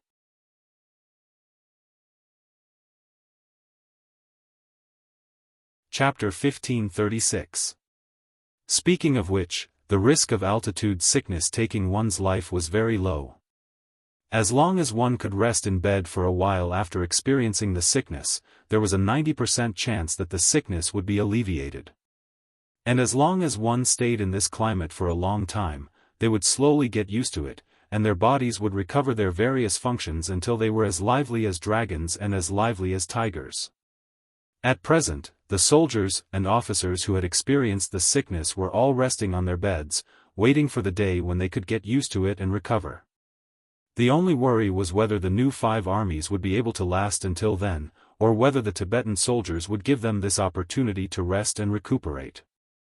This would test Ning Wenfeng's defensive capabilities. Once an enemy appeared, whether he could beat them back at the first moment would affect the enemy's judgment and prevent them from acting recklessly. Although no one knew if these Tibetan soldiers would attack the new 5 armies, Ning Wenfeng had still thought of several ways to deal with the situation, so it was better to be prepared. In the middle of the night, when this division commander was still unable to sleep due to his heavy heart, a policeman suddenly shouted from outside the tent. "Division commander, the scouts have reported that they've discovered quite a few figures on the perimeter of our camp. They can't tell if it's the enemy or how many people have come. Take a look." By the time the word, "take a look," was said, Ning Wenfeng had already walked out of the tent, fully dressed. It was true that he had been lying down, but he had not taken off his outer robe, precisely in case something unexpected happened. It now seemed that the enemy had moved even faster than he had imagined. The telegram requesting reinforcements had just been sent during the day, so reinforcements couldn't have arrived so quickly. Thus, the ones who had come now were definitely the enemy. The thought of the enemy caused Ning Wenfeng's expression to turn rather grim. He knew very well that if he couldn't beat back the first wave of enemies, the new 5 armies would be in real danger once they saw through the true strength of the enemy. Order. All the commanders and soldiers of the provisional division are to move out with this division commander. Ning Wenfeng had decided that he would either not move or use all his strength. In order to not let the other party see through the true strength of the 5 fresh armies, he gave up on the idea of probing the strength of both sides. The moment he made his move, he would send all of his 15,000 soldiers to give the other party the impression that they were powerful. Only in this way could he achieve the goal of effectively shocking the other party. The new 5 armies quickly became lively. The soldiers of the newly formed temporary division looked for their squad leaders looked for their platoon leaders looked for their company commanders, and so on. Very soon, the first temporary regiment was assembled, followed by the second. All of this was due to the 5-star Army's training program. One of the training programs, the emergency gathering at night, was very useful at this time. "Alright, the 1st and 2nd regiments will follow me and charge out. The other regimental commanders will follow after the formation. There's no need to wait for orders." Knowing that speed was the most important thing in war, Ning Wenfeng shouted and led 2 regiments, a total of 4,000 soldiers, to charge out of the tent. They didn't even try to defend and chose to attack as well. Although doing this would inevitably cause some losses, in order to not let the other party see through their true strength, Ning Wenfeng had no choice but to do this. The movement in the camp quickly woke up the sleeping commander Shi Wanshan. When he heard from his subordinates that the enemy had come to attack the camp, he was shocked. He didn't think that the enemy would appear so quickly. It seemed that the other party had seen through the fact that the soldiers in the army had altitude sickness. "Commander," Division Commander Ning sent out all the soldiers without altitude sickness at once. "Isn't this too risky?"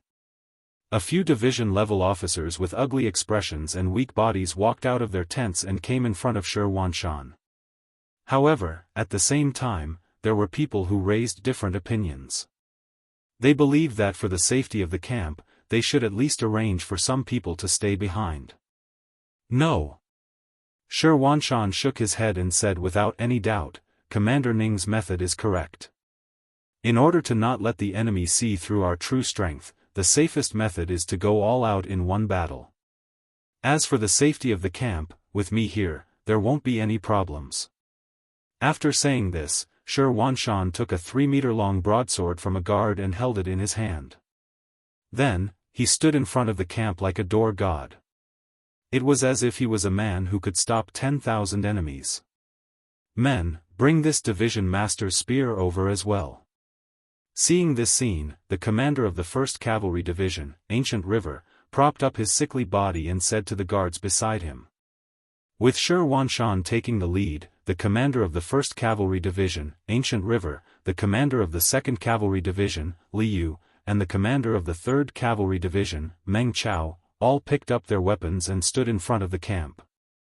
Although some of them were still extremely weak, they would still pick up their weapons and fight to the death if an enemy came to kill them at this time. This kind of stance of wanting to fight to the death influenced more people. Gradually, more and more officers came out of their tents after hearing the news. Finally, many soldiers also walked out of their tents with their sickly bodies, looking as if they were facing death with equanimity. As for Ning Wenfeng, he led 15,000 warriors and rushed out of the tent one after another, fighting with the monk soldiers who were coming at them. In the darkness, Monk Shali also couldn't see how many soldiers came from the 5-star army, so he didn't retreat immediately. Instead, he ordered the army to meet them head-on. Since this was a test, how could they know the strength of the other party without fighting? But when he made his move, Monk Shali still had an idea. He arranged for people to take a detour to the 5-star army's camp to see what was going on there. He had a feeling that the other party had sent out all the soldiers they could.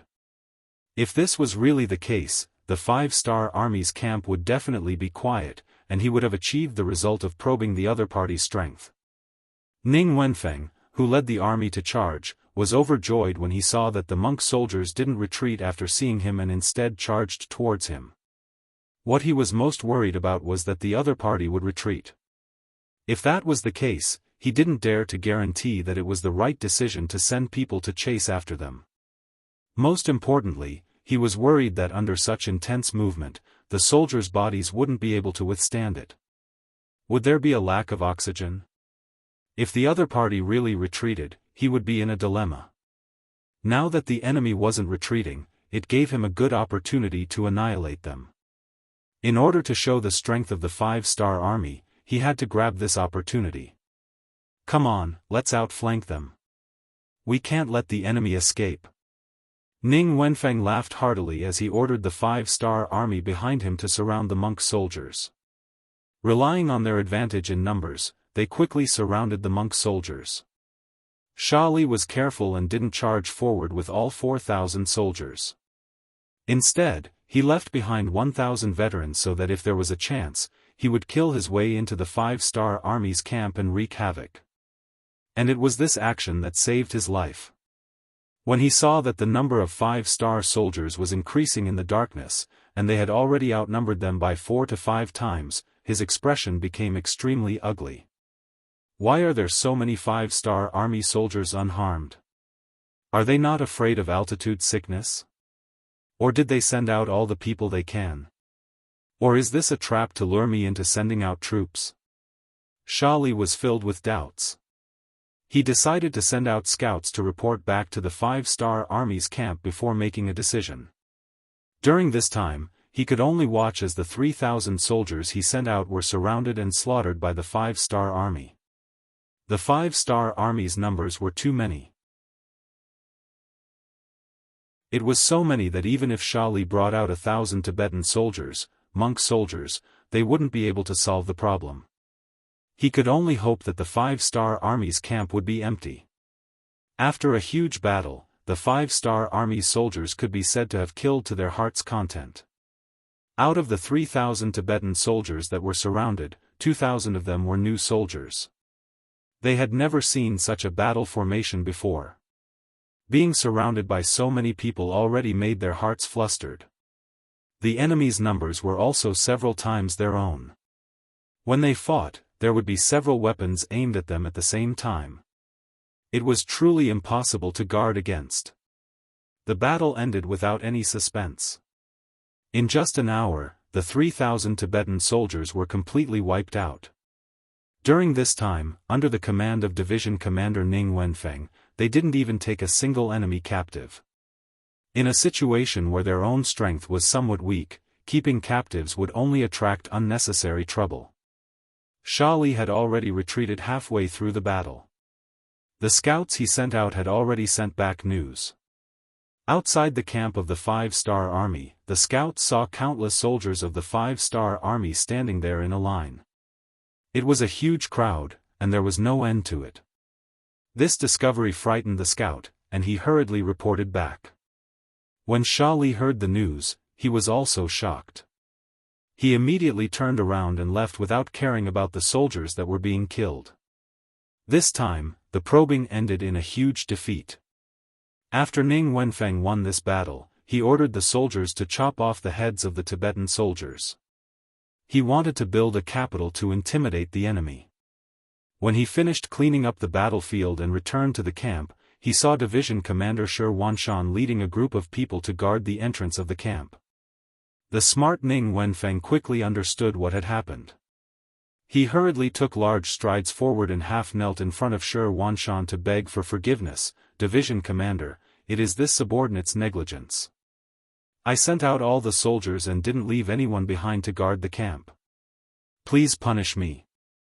Shi Wanshan reached out and helped Ning Wenfeng up. He said in a powerful voice, Division Commander Ning is innocent but meritorious. Your actions were correct. This was clearly the enemy's probing.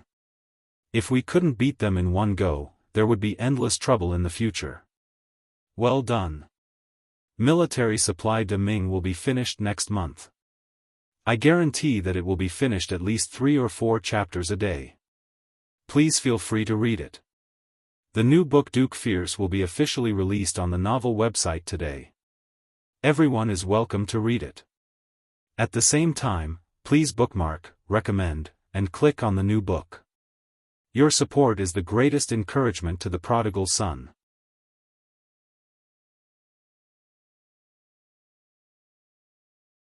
Chapter 1537. This was because Ning Wenfeng's all-in gamble had indeed had the effect of intimidating the opponent. When Shi Li reported the situation to Assistant Dean Darien, he learned that the 3,000 skulls had appeared outside the camp of the new 5 armies. As expected, the Tibetan soldiers became well-behaved, giving the new 5 armies enough time to wait for reinforcements to arrive. This probing had scared De Lian out of his wits, and in the blink of an eye, a month had passed in this standoff. In this month, Yang Qindong had led his army into the Yusang region and had set up camp on the border. Every day, soldiers who were unwell would appear, and when they were discovered, they would be immediately carried out of the Yusang region. In this month, nearly 200,000 soldiers had been carried out in batches, leaving less than 100,000 soldiers in the camp. After all this time, there was still no sign of anyone suffering from altitude sickness. Yang Qindong knew that these people had already adapted to the environment and climate, and that they had the ability to fight against the Tibetan army here. What was worth mentioning was that of the less than 100,000 soldiers left, the main force was the Mongolian and foreign divisions. This was especially true for the First Army of Russia.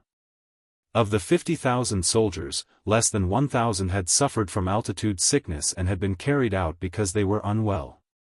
Perhaps this was because the climate of the Ross dukedom was similar to that of Yusang. But regardless, this was a good thing. Yang Qindong immediately summoned the commander of the First Army of Russia, Ahuli, and the commander of the Mongolian Second Army, Erhe, and entrusted them with the mission of reinforcing the new 5 armies and capturing the Yusang region. Along with them were the nearly 10,000 newly recruited soldiers from the Ili region. Their appearance just so happened to fill the gap between the 2 divisions, filling them to the brim. Both Ahuli and Erhe were deeply moved that Yang Qindong had given such an important mission to these surrendered generals. Just this trust alone made them determined to do their best. At the same time, this was a good chance for them to perform and render meritorious service. With Yang Qindong's orders and trust, the Russian 1st Division and the Mongolian 2nd Division set off into the depths of Yusang. Yang Qindong turned around and led his army out of the Yusang region. Their destination was the Timur Empire, where they were prepared to advance on the Delhi Sultanate. After leaving the Yusang region, the soldiers quickly began to recover.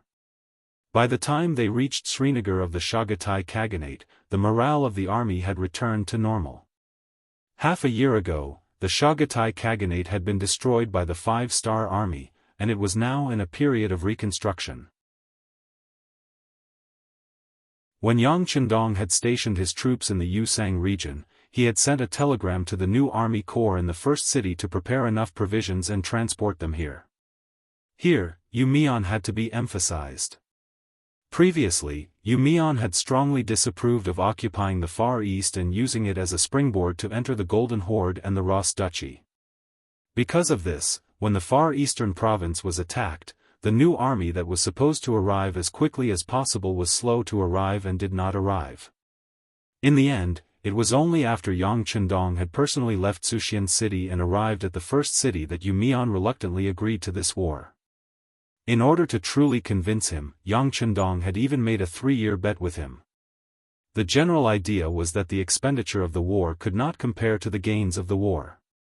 Yuan, who had studied the teachings of Confucius and Mencius from a young age, had always believed that only the Great Ming was a superior country and that all other places were barbarians and desolate lands, had gladly accepted the bet. In his eyes, besides the Great Ming, all other places were poor lands. Even if they occupied those places and won the war, their gains would be limited. Otherwise, there would be no such thing as a militaristic war. However, the outcome of the war was so unexpected that even Yang Chendong himself did not expect that after destroying the Golden Horde and the Ros Duchy, the gains would be as much as 500 to 600 million silver taels. When he received this news, Yuan knew that he had lost and was sincerely convinced of his loss. Whenever Yang Chendong wanted to expand his territory, he would raise both hands in agreement. This time, after receiving Yang Chendong's order, Yuan, Tiger's Mane, and Yang Si made sufficient preparations. Other than leaving behind the necessary rations in the first city, the rest of the people were transported to Srinagar city to prove their determination to support this war. Not only that, they also sent a report to ask for instructions. If necessary, the new regiment could also send troops to participate. Yang Chendong was naturally happy to see the change in Yuan and the others' thinking. He needed provisions. The provisions brought by the army were given to the 1st Division of the Russian Army and the 2nd Division of the Mongolian Army. Now that the army was short of provisions, there was no need for reinforcements. He still had more than 200,000 people, which was enough to deal with the following situation. Just like this, when Yang Chendong brought the main army to Srinagar city, the city was already filled with provisions and was personally guarded by the 2nd Division of the Mongolian Army. The commander of the 2nd Division of the Mongolian Army, Nyo Duo, was also a Tiger general. He was arranged to be in charge of patrolling the area from the beginning to the end. This time, when he heard that the 6th Young Master's army needed provisions for the East expedition, he personally led the 305th and 306th regiments to Srinagar city. He wanted to see if there was an opportunity to follow Yang Chendong to the front line. In Srinagar city, when the main force of the 5-star army arrived, they saw Nyo Duo and his men waiting at the city gate. Not only that, they had also prepared a hot meal and were waiting for the army to arrive to eat. Subordinate greets the 6th Young Master. When they saw Yang Chendong appear in front of the city gate on his white dragon under the protection of the Black Cavalry, Nyo Duo brought his 2 division commanders, Chu Duo and Mo Benyi, to kneel on the ground to greet him. Rise. When he saw Nyo Duo, Yang Chendong's face was full of smiles. Even though he was the commander of the 2nd Division of the Mongolian Army, he was a Han Chinese. Thank you, 6th Young Master. Nyo Duo responded and then raised his head. His face was full of excitement. In the entire 5-star army, Yang Chendong was like a god. It could be said that wherever he appeared, he had never lost a battle. Wherever he pointed his sword, it would not take long before that place became one of Yang Xie's new areas of influence. Since ancient times, there had never been a true Han that could achieve such a feat to be able to open up such a vast territory, to the point that when other races heard the name of Han, they could not help but reveal looks of reverence or tremble in fear. But Yang Chendong did it. He made the Han Chinese the most supreme race in the entire Asia region. Looking at the current situation, the status of the Han Chinese would spread to Europe, Africa, and even further. Just based on this, he should be respected by all the Han Chinese. When Yang Chendong saw the burning look in Niu Duo's eyes, he naturally knew what was going on. However, he was not arrogant. His goal was not achieved yet. He still needed to work hard. It was far from the time to relax and celebrate his victory. Commander Niu, thank you for your hard work. Yang Chendong said with a smile. Sixth young master, thank you for your hard work. The food has been prepared and the rations have been sent over. It is enough to feed the 200,000 soldiers for at least a year. Niu Duo took this opportunity to report the completion of his mission. Good, let's enter the city. Yang Chendong chuckled as he exerted force with his legs. Immediately, the white dragon slowly moved forward and went straight into Srinagar city. Srinagar city was just beside the Indus River. At the same time, it was not far from the border of the Hadri Sufan Empire. It was an underground border city. According to Commander Niu Duo's report, when the Five-Star Army's main force on the Eastern Front forced King Burid to surrender, Er's army was ordered to launch an operation to destroy the Chagatai Khanate. When they reached Srinagar, the Delhi Sultanate almost sent out troops to help. If it weren't for the fact that Er's army was fast enough and didn't give them a chance, the two sides would have fought. This Delhi Sultanate is quite bold, huh? Yang Chendong's eyes revealed a trace of disdain when he heard that the other party actually took the initiative to start a war with the Five-Star Army. Compared to the Yangtze who controlled a large amount of territory, the Delhi Sultanate was just a small country. It was not an exaggeration to say that it was a small country.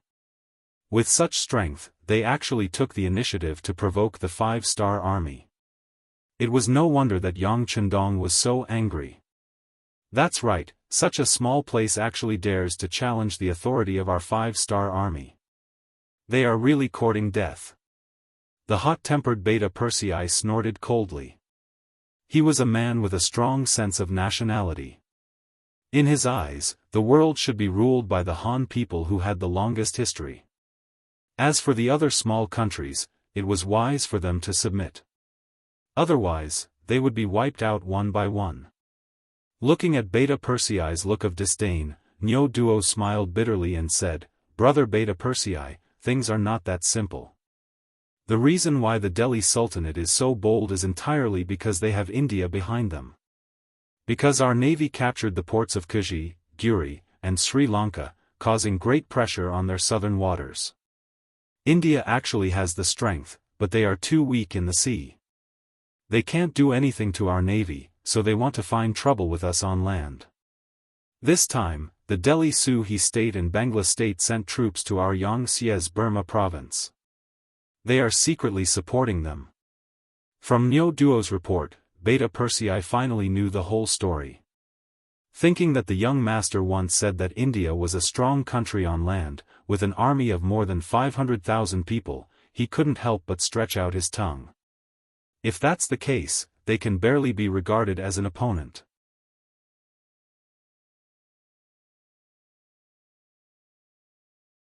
Chapter 1538.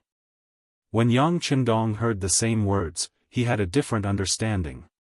Wait, Commander Niu, what did you just say? Did you say that India is secretly supporting the Delhi Sultanate and Bangla? Yes. Niu Duo didn't understand what Yang Chendong meant and nodded. Oh, if it's just secretly, then the other side is still afraid of us. Well, let me think, it should be our navy that made them afraid. Yang Chendong had a confident smile on his face. Someone once asked, in the 15th century, was India stronger than the Ming Dynasty? In fact, this question itself was problematic. Whether it was population or territory, the Ming Dynasty was completely superior to India. But there were still people who asked this question, which showed that India still had some merits in some aspects. At least it was not a weak existence, otherwise, there would not be such a problem. It was just that India had a fatal flaw, which made it difficult for them to expand even though they had a large population. That was because they were too poor. The size of their territory was too small compared to the population of tens of millions, and India had not developed naval forces. Although there were already fishing boats in the sea, they were far inferior in terms of scale, size, and function. Without enough naval forces, they could only rely on land. It was no wonder that they were poor. They were poor and unable to expand, which was also the root of their weakness. This was also the main reason why the Five-Star Army's navy could easily take down some coastal towns in the south, and they did not dare to fight back. As Niu Duo said, they could not do anything to the Five-Star Army's navy at sea, but with more than 500,000 soldiers, they could compete with the Five-Star Army on land. It was just that India was not sure of winning, so they first instigated the Delhi Sultanate to test the strength of the Five-Star Army. But did they not know the horror of the Five-Star Army's army? Being able to destroy the Golden Horde and the Timur Empire was enough to explain everything. Originally, Yang Chendong wanted to deal with the Delhi Sultanate and Bangla this time to solve the siege of Myanmar. It seemed that he would have to take them down as well. As the largest country in the South Asian subcontinent, once it became one of Yang Xie's territories, the situation in Asia would completely change. After thinking that after taking down India, the whole of Asia would be included in Yang Xie's territory, Yang Chendong's eyes flashed with a glimmer of light. Niu Duo saw all of this and felt that his chance had come. He immediately knelt down and said, "Sixth young master, Niu Duo requests to fight on behalf of army." "Alright, I got it. You'll be in charge of the food supply first." Yang Chendong looked at Niu Duo and nodded, indicating that he understood this matter. Yang Chendong agreed. Regardless of whether or not Yang Chendong's army would participate in the war, they would still be rewarded after winning the war. Satisfied, Niu Duo retreated. After there was no one else in the tent, Beta Persei asked curiously, "Young master, should we send a message to Shicheng and ask them to send 2 more armies?" "Why?" Yang Chendong looked sideways at Beta Persei and said with a confident smile, "We don't need any reinforcements to fight a small India." Yang Chendong did have such confidence, and this confidence came from the navy. Yesterday, he happened to see a telegram. Long Yuntian's division just happened to be resting near the Indian Ocean, so he could send a telegram to ask them to participate. When the time comes, he would like to see how India will defend under the attack from both sides. Moreover, Yang Chendong now had 2 cold vanguard divisions in his hands. This time, among the provisions that Niu Duo transported, there was a lot of ammunition. With this advantage, it wouldn't take much effort to attack a primitive India, other than spending some time. If it weren't for the fact that the goal of destroying India wasn't in the previous battle plan, he wouldn't even need the reinforcements. Yang Chendong's troops rushed to Srinagar with an army of more than 200,000. When the news reached the Delhi Sultanate, it really scared King Bala Lodi. It must be said that Lodi has some ability, otherwise, outsiders wouldn't call the current Sultanate the Lodi dynasty. But because of his special geographical location, it is too difficult to really develop and grow. Not to mention other things, neighboring India has been eyeing him covetously, giving people the feeling that if they are not careful, they may be swallowed up. Just like how Lodi can become the king of the Delhi Sultanate, India must first recognize him.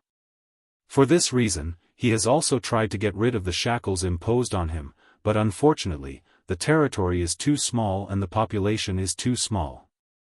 It is easier said than done to really develop the Sultanate.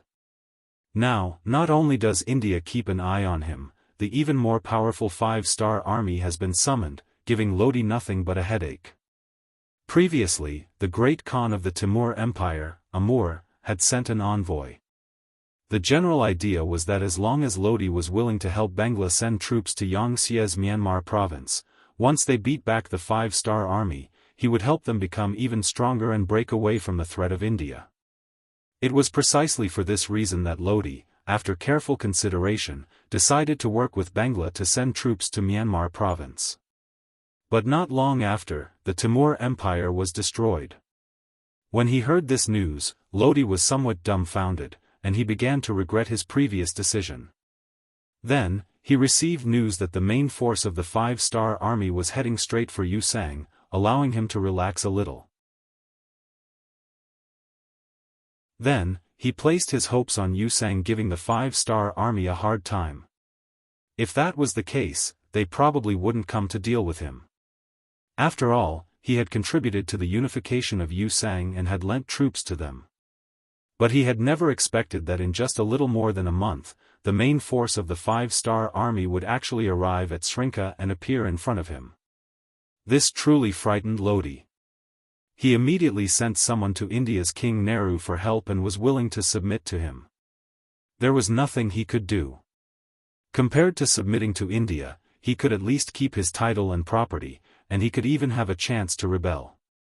But putting aside the fact that all his opponents in the five-star army had been wiped out, all the kings had either died in battle or become prisoners. Just thinking about the consequences gave him a headache. After the messengers were sent out, Lodi spent every day in fear and trepidation, but he did not receive any reply from India. He thought that things might be going in the worst direction, and he was afraid that India would not help him this time. At this moment, Lodi couldn't help but curse Nehru. Earlier, when he had sent troops to Myanmar, he had asked to borrow food to test India's attitude. The result was naturally that he had borrowed the food. This made Lodi understand that attacking Myanmar was also something that India wanted to see, which was why he had dared to act. But now, seeing that Yang Chendong had destroyed the Timur Empire and was extending his tentacles, Nehru was terrified and didn't care about him anymore. This was truly turning his back on him. He had thought of the most vicious words in his heart just to curse Nehru. But it was useless. If India didn't act, they wouldn't send troops. Was he supposed to face the main force of the five-star army alone? That was an army of more than 200,000 soldiers, and it was said that they had the best firearms in the world. This kind of opponent made Lodi feel powerless even before the battle. It wasn't that he hadn't thought of surrendering, but after thinking about it for a while, he still suppressed the idea. There were some things that one wouldn't be willing to give up before trying them out. He still had a glimmer of hope in his heart. The five-star army had just fought a bitter battle with the Timur Empire for more than a year. They must be exhausted and their strength greatly reduced. If they were really tired, how could he say that he didn't have a chance?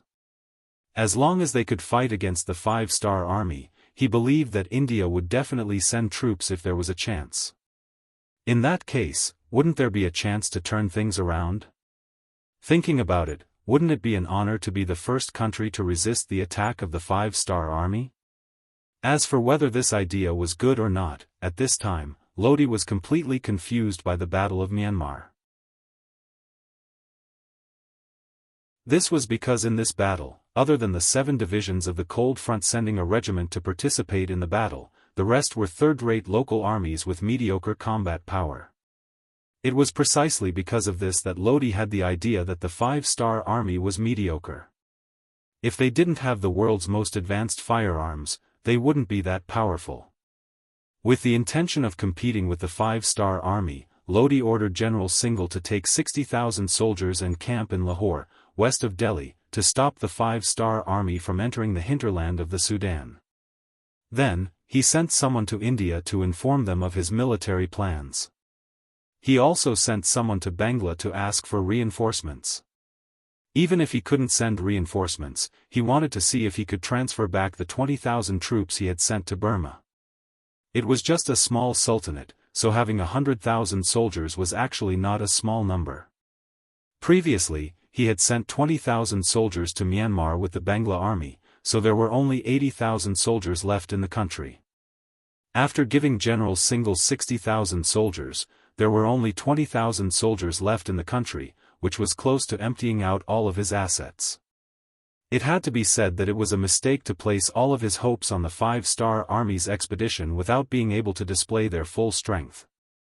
No matter how tired a lion was, it was still a lion.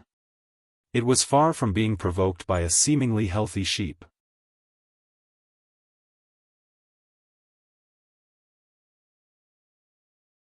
Chapter 1539. The capital of India, Mumbai. King Jawaharlal Nehru was in a very bad mood compared to a while ago. First, the navy of the Five-Star Army had captured Kuji and Gurishing, greatly threatening his safety. This made Nehru finally realize how important it was to have a strong navy. Soon after, the land forces of the Five-Star Army had appeared in the west and besieged the various Khaganates. The impulsive Nehru had even been prepared to send out his troops when the Five-Star Army fought with the Khaganates. In his view, if the navy could not compare to the Five-Star Army, how could he not win on land? But in the end, reason prevailed over impulse. Before the situation became clear, he wanted to continue waiting and watching. And it was this wait and watch that caused a heaven-shaking change in the war situation. In the span of a few months, the Turi king had surrendered and the Kazakh Khaganate Khagan had been captured. At the beginning of spring, the Timur Empire was struck by internal strife. The great Khan of Amur had broken out of the encirclement and fled, and no one knew where he had gone. Only now did Nehru realize the severity of the situation. But it was already too late for him to send out his troops. Fortunately, he soon learned that the main force of the Five-Star Army had not come to his side, but to the Yusang cavalry. This allowed him to breathe a sigh of relief. But with the previous example, Nehru no longer dared to be careless. He began to mobilize his troops, even beginning to mobilize them in advance so that he could prepare for a future battle. And it was at this moment that several Western warships appeared outside the harbor of Mumbai, giving him a fright. But his fright quickly turned to joy. These Western warships had not come to deal with them, but to sell them weapons. It was clear that the constant expansion of the Five-Star Army from east to west had made some Western countries afraid. Thus, they had set their sights on large countries like India, selling them weapons so that they could fight with the Five-Star Army and wear down their strength, increasing their chances of victory. Although he had spent a significant amount of money, in Nehru's view, it was all worth it. Only with enough firearms could he stabilize his position, and with a high enough position, would he still have to worry about not being able to earn money? Now that they had firearms, 500 cannons and 3,000 muskets, Nehru had spent a lot of money to buy them. This gave Nehru more confidence. After giving the firearms to the imperial guards, all of them wanted to wait until they got used to it before going to cause trouble for the Five-Star Army. Weren't those Khanates recently defeated? Their foundation should be very poor, right? It was just the right time for him to send troops to snatch them. As for whether or not it would cause the Five-Star Army to hate him. Those territories were originally ownerless. If you can snatch them, why can't we? Just as Nehru was still dreaming about sending the Five-Star Army to attack from the rear, the enemy had already made their way here. Their target was none other than his neighbor, the Delhi Sultanate. To the Delhi Sultanate, it was like a fat piece of meat beside a tiger's den. In Nehru's eyes, it was something that could be eaten at any time. The reason why he hadn't made a move yet was because he was waiting for an opportunity. Now that the Five-Star Army wanted to swallow this fat piece of meat, how could he agree? The opportunity that Nehru was waiting for was for the Delhi Sultanate to send troops to fight with the Five-Star Army. When their strength was exhausted, he would make a move and obtain the greatest victory with the least cost. However, he was thinking of sending troops to guide the Sultanate and Bangla to jointly attack Myanmar. He didn't mean that the Five-Star Army would attack and take the initiative to deal with the Sultanate, which would threaten his own safety. Nehru wouldn't sit back and watch such a thing happen. He summoned his officials to discuss the matter of supporting the Delhi Sultanate. The officials below also gave suggestions, but most of their opinions were very unified. They didn't need to send troops first, they only needed to send envoys. They needed to properly warn the Five-Star Army and tell them that India and the Sultanate had been friendly countries for hundreds of years. If the Five-Star Army sent troops, they would definitely not stand by and watch. Obviously, this was because the five-star army's previous action of destroying the Khaganate had frightened everyone. Unless it was necessary, they really didn't want to be enemies with a powerful enemy like the five-star army. Therefore, they thought that sending someone to warn the five-star army was enough. Until now, the Indians still had their own pride. They thought that they were still very strong and the five-star army definitely wouldn't ignore their warning. This country that could carry dozens of people on motorcycles in the future did indeed have a strange side to them. What they didn't know was that this time, the five-star army's target was them. As for their arrogant belief that no one dared to provoke them, it wasn't even worth a fart in front of the five-star army. If not for the fact that the five-star army had already been fighting for many years against the Golden Horde, the Ras Duchy, and the Timur Empire and the other Khaganates, Yang Chendong would have long ago set his sights on them. There was no reason for him to miss this opportunity. His original intention was for the army to rest and reorganize. As someone who came later, Yang Chendong was keenly aware of how frightening the consequences would be if the army became tired of fighting. The omniscient and omniscient Yang Chendong had clearly made an error in judgment on this matter. When he decided to lead the army from the Yusang division to India, both the generals and the soldiers were inexplicably excited. This was an innumerable amount of military merit. For those soldiers who wanted to return home in glory or those who had great ambitions, this was an excellent opportunity. They were used to hardship, and now that they had finally found a way to make a fortune, how could they be so easily at ease? Yes, military merit was a shortcut to promotion in the eyes of many soldiers, and it was also a way to make a fortune. In the eyes of these people, not having a war to fight was the most frightening thing. How could they possibly be tired of fighting? After Yang Chendong realized that he had made an error in judgment, he actually became happy. Since this was the case, he had to follow this fighting spirit and do even more things, such as destroying India. This country where the majority of the population lived on Earth wasn't as prosperous as it used to be. According to the intelligence reports, 80% of the people had yet to solve the problem of food and clothing, creating enough conditions for them to take down India. They were not invading, but liberating the toiling masses. With this thought in mind, Yang Chendong had no misgivings when he set out. From Srinagar to the south, his first target was the Seor city of the Delhi Sultanate. As a border city, the Delhi Sultanate hadn't garrisoned many soldiers here. This was probably because their neighbor, the Chagatai Khaganate, was also extremely weak and would never dare to start a war. Without a large garrison, the city was naturally very small and couldn't stop the 200,000-some soldiers of the five-star army's main force. Seeing this, the commanding general, Singhal, decided to give up on this border city. Instead, he gathered his army of 60,000 and retreated to Lahore, putting on the appearance that he was going to fight to the death here. Although it was called a fight to the death, it was actually just Singhal defending. Lahore, which was near the city walls, was considered sturdy and tall. Singhal wanted to become a nail here and block the advance of the five-star army, thus keeping them out of the country. As time passed, if the enemy couldn't take down the city, they would have to face an extremely long logistical supply line. Then, they would feel that the gains didn't make up for the losses and would have the possibility of retreating. It was unknown if Singhal was too arrogant or if they had underestimated the five-star army. When the news reached Yang Chendong, who had already taken over Seor city without shedding a single drop of blood, he immediately asked the intelligence personnel who were familiar with the terrain to set up a sand table. When he saw a road to the west of Lahore, his eyes lit up and he asked, "What's going on with this road? Where does it lead to?" Reporting to the sixth young master, "This road belongs to India." When they first opened this road, it was to make it convenient for them to send troops from their country to the Chagatai Khanate and other places. In view of their strength, the Sultanate could only bow its head and admit defeat, the intelligence personnel said excitedly. Being able to report the situation to the sixth young master in person was enough for him to brag to his brothers when he went back.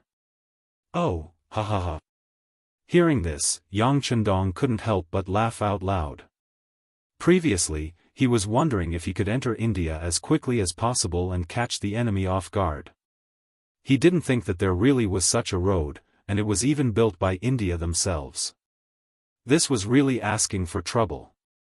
When the road was first built, the Indians probably didn't think that this road, which they could go out and fight at any time, would become a shortcut for others to enter their country.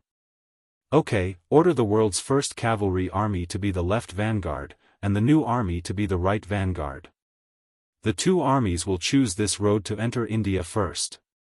Again, don't focus on snatching territory, and try to eliminate as much of the enemy's strength as possible. Yang Chendong, who was overjoyed, pointed at the road and said immediately. There were already people at the side who were in charge of recording and waiting to convey the order at any time. The two rapid response cavalry armies that received the mission only took 4 hours to assemble the army, and they quickly set off with only 7 days' worth of rations. This time, they didn't even arrange for the logistics and forage vehicles. According to the thoughts of the two commanders, as long as they could catch India off guard, wouldn't they be able to eat and drink everywhere when the other party wasn't on guard? Would they still have to worry about food? The two vanguard cavalry armies set off first. After only staying in Seor for 2 days, Yang Chendong left a division of less than 10,000 men behind to guard the city, and continued to lead the main army south. This time, their target was Lahore.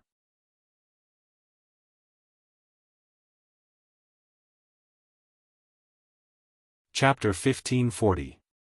At this moment, Lahore city was on standby. The scouts at the front had already sent back news that there were close to 100,000 5-star army cavalrymen rapidly approaching them. Thinking that the 5-star army was about to launch an attack, General Sinclair ordered the soldiers to close the city gates. At the same time, he ordered the soldiers to climb up the city tower and prepare for a battle. Sinclair was indeed the general of the Delhi Sultanate. He was cautious and never underestimated his opponents. He had prepared 20,000 archers on the city walls in order to deal a blow to the 5-star army that dared to attack the city. In order to achieve the goal of being able to gather all of his forces, he did not arrange for a single soldier to be stationed outside the city. He had completely shrunk all of his forces into a fist that was waiting to be punched out. He was only waiting for the right opportunity to display its might. Sinclair, who was fully prepared, stood on the city tower and watched the 5-star army cavalrymen slowly approach the city. Are they all cavalrymen? This shouldn't be the case. Cavalrymen don't have any advantage when attacking a city. Sinclair was confused. He could not figure out what the 5-star army was trying to do. Of course, if they really used cavalrymen to attack the city, he would laugh at them. A 5-star army that did not know how to use troops was not worthy of his attention. Just as Shingle relaxed and waited for the 5-star corps' next move, the 5-star corps cavalry got closer and closer. Then, when they were 4 miles away from the city, they suddenly changed directions and rushed out from the road beside the city. Then, they dashed around the city walls and dashed past the city walls. Sinclair could not understand what was going on at all. Could it be that they want to besiege the city? But from the looks of it, they don't seem to have any intention of stopping. Could it be? Sinclair's eyes widened when he thought of the terrifying outcome. Could it be that the enemy's target was not him, but India? It seemed that this was the only way. Things had developed in such a way, which greatly exceeded Sinsel's expectations and shocked him. That was India. Not only did it have a large territory, but it also had a population of nearly 10 million people. Such a large country had always been like a huge rock pressing down on the Delhi Sultanate's head, making it difficult for them to breathe. However, in the eyes of the 5-star army, they didn't seem to care at all. It had to be said that in terms of boldness, they were far inferior.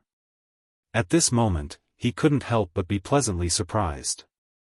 Previously, they had asked for help from India, saying that the 5-star army that could destroy the Khaganate must be very powerful. With their own strength, they would not be able to stop it no matter what. Since they were all neighbors, they must support them. The Hindustani kingdom did not give any official answer, as if they did not receive the letter. It was said that their king Lodi even smashed his favorite Chinese porcelain to pieces because of it. Now that the five-star army had directly chosen India as their opponent, they had no choice but to send troops. Thinking that once India sent troops, it would greatly relieve the pressure on his side, how could Sinsel not be happy? Go, it's best if both sides suffer. Maybe the opportunity for our country to rise will appear. Sinsel thought so to himself. Other than arranging for someone to report this news to the royal capital, Delhi, he did not make any military movements. Previously, in order to protect Lahore city, he had withdrawn all his troops into the city. How could he have the troops to fight outside the city now? Besides, the cavalry of the five-star army was so fast that it was far from something he could catch up with. What if this was a trap set by the enemy and they were waiting for him to send troops out? If that happened, wouldn't he fall into a trap? The careless Sinsel would not make such a mistake. What he had to do was to defend. As long as he defended Lahore city, it would be equivalent to blocking the five-star army's journey to the east towards Delhi. Then, his mission would be completed. In order to lead India into the vortex of war, Sinsel did not do anything. He did not even have the intention to send someone to inform or remind India. This allowed the new army of the world's first cavalry army to go all the way south after passing through Lahore city. When they reached Multan city, they still did not encounter any resistance. When 100,000 cavalry suddenly appeared outside Multan city, the city gates did not even have time to close. With regards to the sudden arrival of the five-star army, the Indian soldiers here were indeed not prepared at all. They did not even have the basic awareness of being on guard. They watched as the cavalry entered the city and the 2,000 Indian soldiers in the city were slaughtered. They did not even have time to set up the most basic infantry formation before the cavalry rushed in front of them. There was no suspense about what happened next. The border city of Multan changed hands so easily. Whether it was Tianhu or Suhi, they both saw an opportunity. This was a country that did not have any defenses. Since that was the case, it was time for them to continue to expand their gains. Immediately, in addition to leaving 1,000 cavalry to guard the city, the two armies split up and headed towards the hinterland of India in two different directions. They wanted to take advantage of the fact that the other party had not reacted and achieve greater results. 3 days later, Yang Chendong brought the main force of the five-star army to the periphery of Lahore city. This time, they did not have the intention to take a detour. If they did not take down Lahore city, it was equivalent to handing over their rear to the enemy. In the future, the supply route might be disturbed or even controlled by the enemy. This was something that Yang Chendong absolutely could not tolerate. 6th Young Master, 2nd Division requests for battle. 6th Young Master, 4th Division requests for battle. The two commanders of the Cold Front, Xiao Feng and Ling Daqiang, saw that the enemy was right in front of them and were still curled up in the city.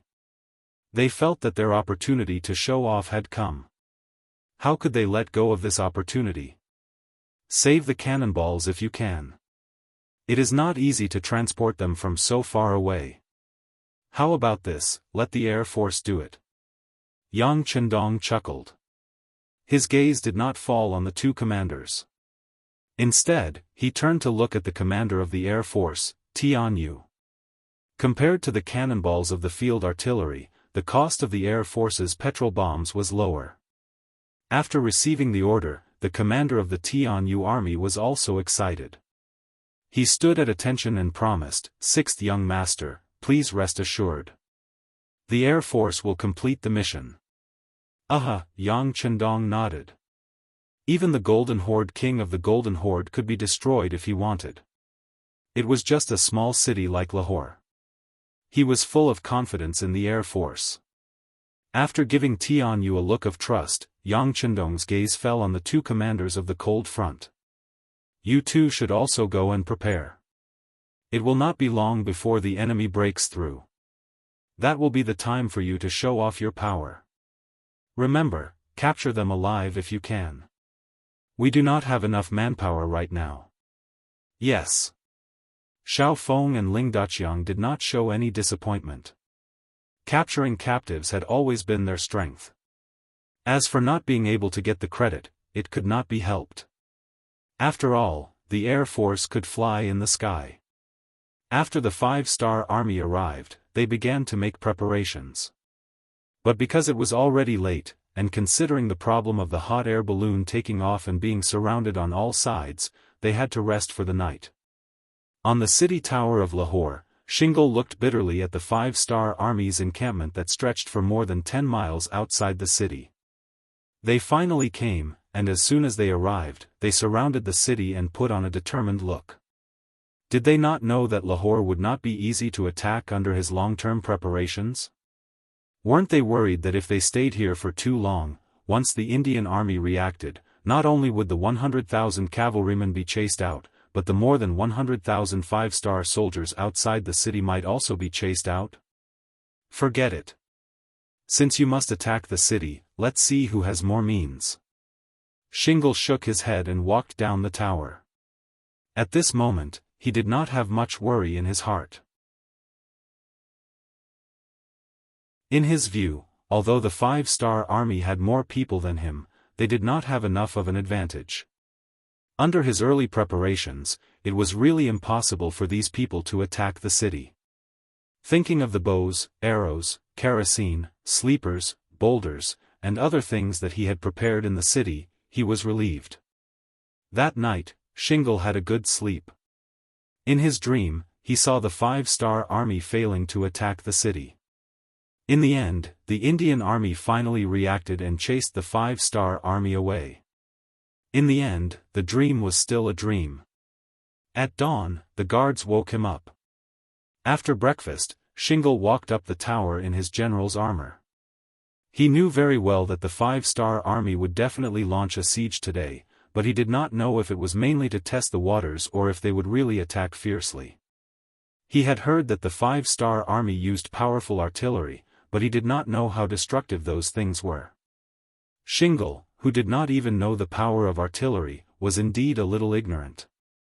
If he had seen the way the 5-star army's firearms attacked a city, he would not be so confident now. Of course, it was precisely because of the help of these firearms that attacking a city was a piece of cake for the cold front warriors. In front of powerful artillery, what was the difference between the so-called strong walls and paper? The weather was good and very suitable for flying.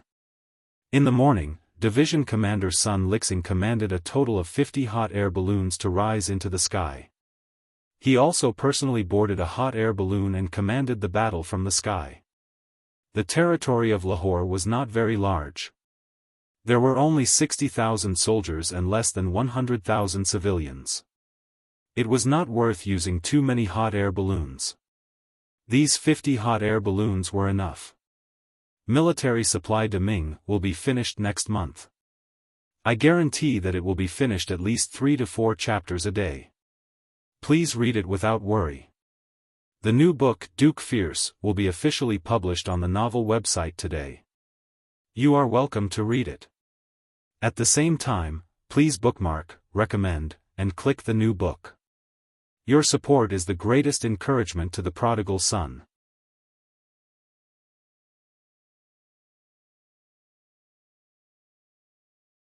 Chapter 1541. At 9 o'clock in the morning, the hot air balloons began to take off. One after another, the bombers, filled with black oil, began to move in the direction of Lahore. On the city gate tower, a group of Kiliarchs followed by Sinjar. They were currently patrolling the city gate tower. In Sinjar's eyes, this first battle was especially important. Whether or not they could suppress the arrogance of the 5-star army would determine whether or not they could take the initiative in the next battle and defend the important city of Lahore. Look, what's that? In the sky, above our heads, what's that? Oh my God, that thing can move, and it's floating over our heads. Is that an immortal?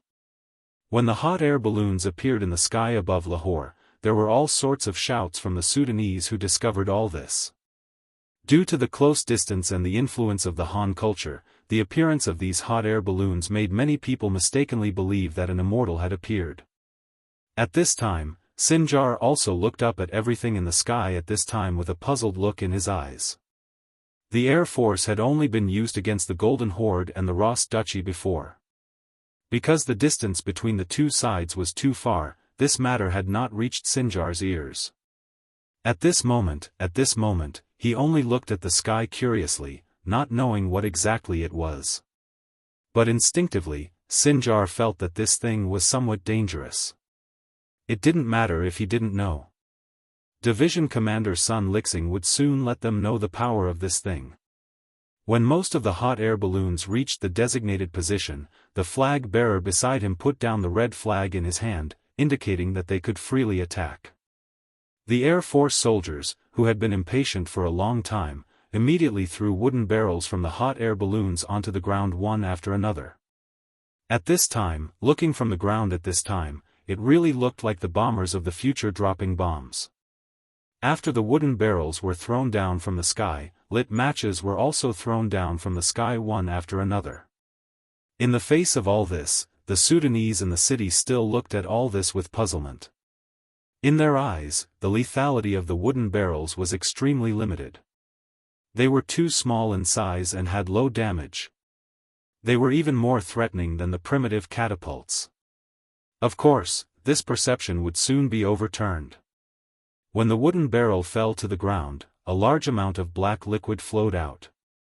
When the fire starter fell to the ground, both sides quickly fused together to form huge balls of flames. That kind of scorching feeling, that kind of destructive power began to be astonishingly revealed. The black oil that could not be extinguished with water grew bigger and bigger, incinerating everything it came into contact with. As more and more houses and even some granaries containing military rations were set ablaze, Sinjar and the Sudanese soldiers in the city began to panic. For the sake of the mission, they could see the people's houses being destroyed, and they could also see the people being burned to death right in front of them. Even if it was war, would there always be sacrifices? However, when they saw that even the rations were destroyed, their expressions changed drastically. Without food, it was the same as having no food. How could people defend the city without eating? Put out the fire, quick! More and more soldiers were pouring water onto the black oil with all kinds of containers. Not only did the water not extinguish the fire, it only made the fire burn even more fiercely. This kind of scene that completely overturned everyone's perception made Sinjar feel a sense of helplessness in his heart. Originally, he wanted to have a good fight with the 5-star army and see how powerful the enemy's cannons were. But now, there was no need for the 5-star army to do anything. This fire had completely destroyed the city. Not only were their belongings destroyed, but even their fighting spirit was burned away. He could not wait any longer. Otherwise, he would not be defending the city. He would die here with the city. The 60,000 soldiers in his hands were the most powerful force in the Sultanate. Once the country was lost, Sinjar decided to sacrifice the soldiers to protect the general. He did not want to defend the city anymore. He wanted to rush out and retreat to the capital city of Delhi to rebuild the defense line there. After deciding to abandon the city, Sinjar ordered the generals under him, retreat, retreat immediately. Take whatever you can and prepare quickly.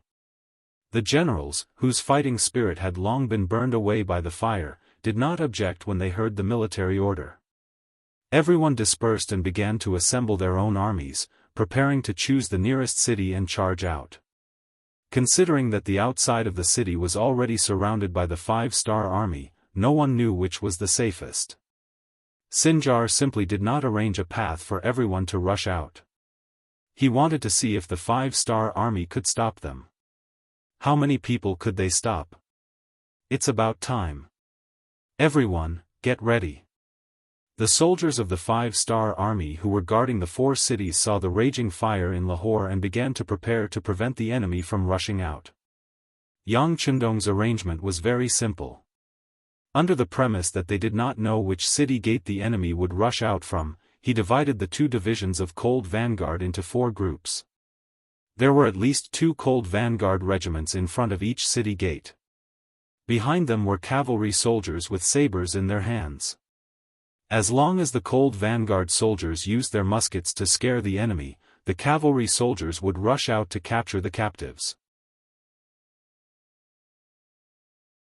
With the Cold Vanguard soldiers as the vanguard, Yang Chendong was not worried that the enemy would rush out. He had already asked around. Among the 60,000 Sudanese soldiers, there were only 10,000 cavalry soldiers. The rest were infantrymen.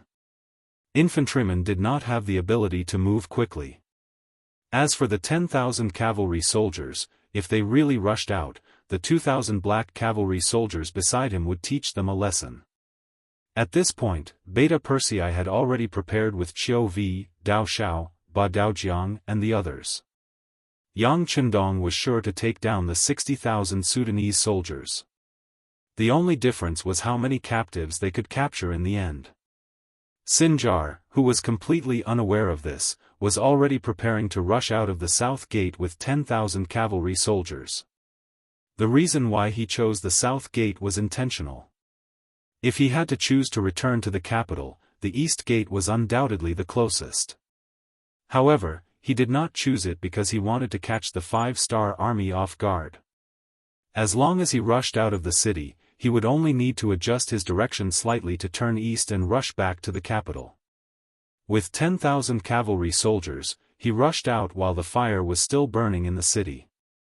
When the southern city gates suddenly opened, the eyes of 2nd Division Ling Feng, who was guarding here, lit up. The reason he was guarding the south gate was because he was taking a gamble. Even the 6th young master did not know about the enemy's plan to break out. Who else could? Picking a random gate to guard was mostly a matter of luck. Xiao Feng's eyes lit up when he saw more and more cavalrymen running out of the gates. He knew that there were only 10,000 cavalrymen in the city. Now that he had caught such a big fish, how could he not be happy? Everyone, get ready for battle. Machine Gun Company, prepare enough bullets. Don't be afraid of wasting bullets. Immediately send someone to report to the 6th young master that the enemy cavalry has appeared at the south gate. Quick! Xiao Feng continuously gave out orders.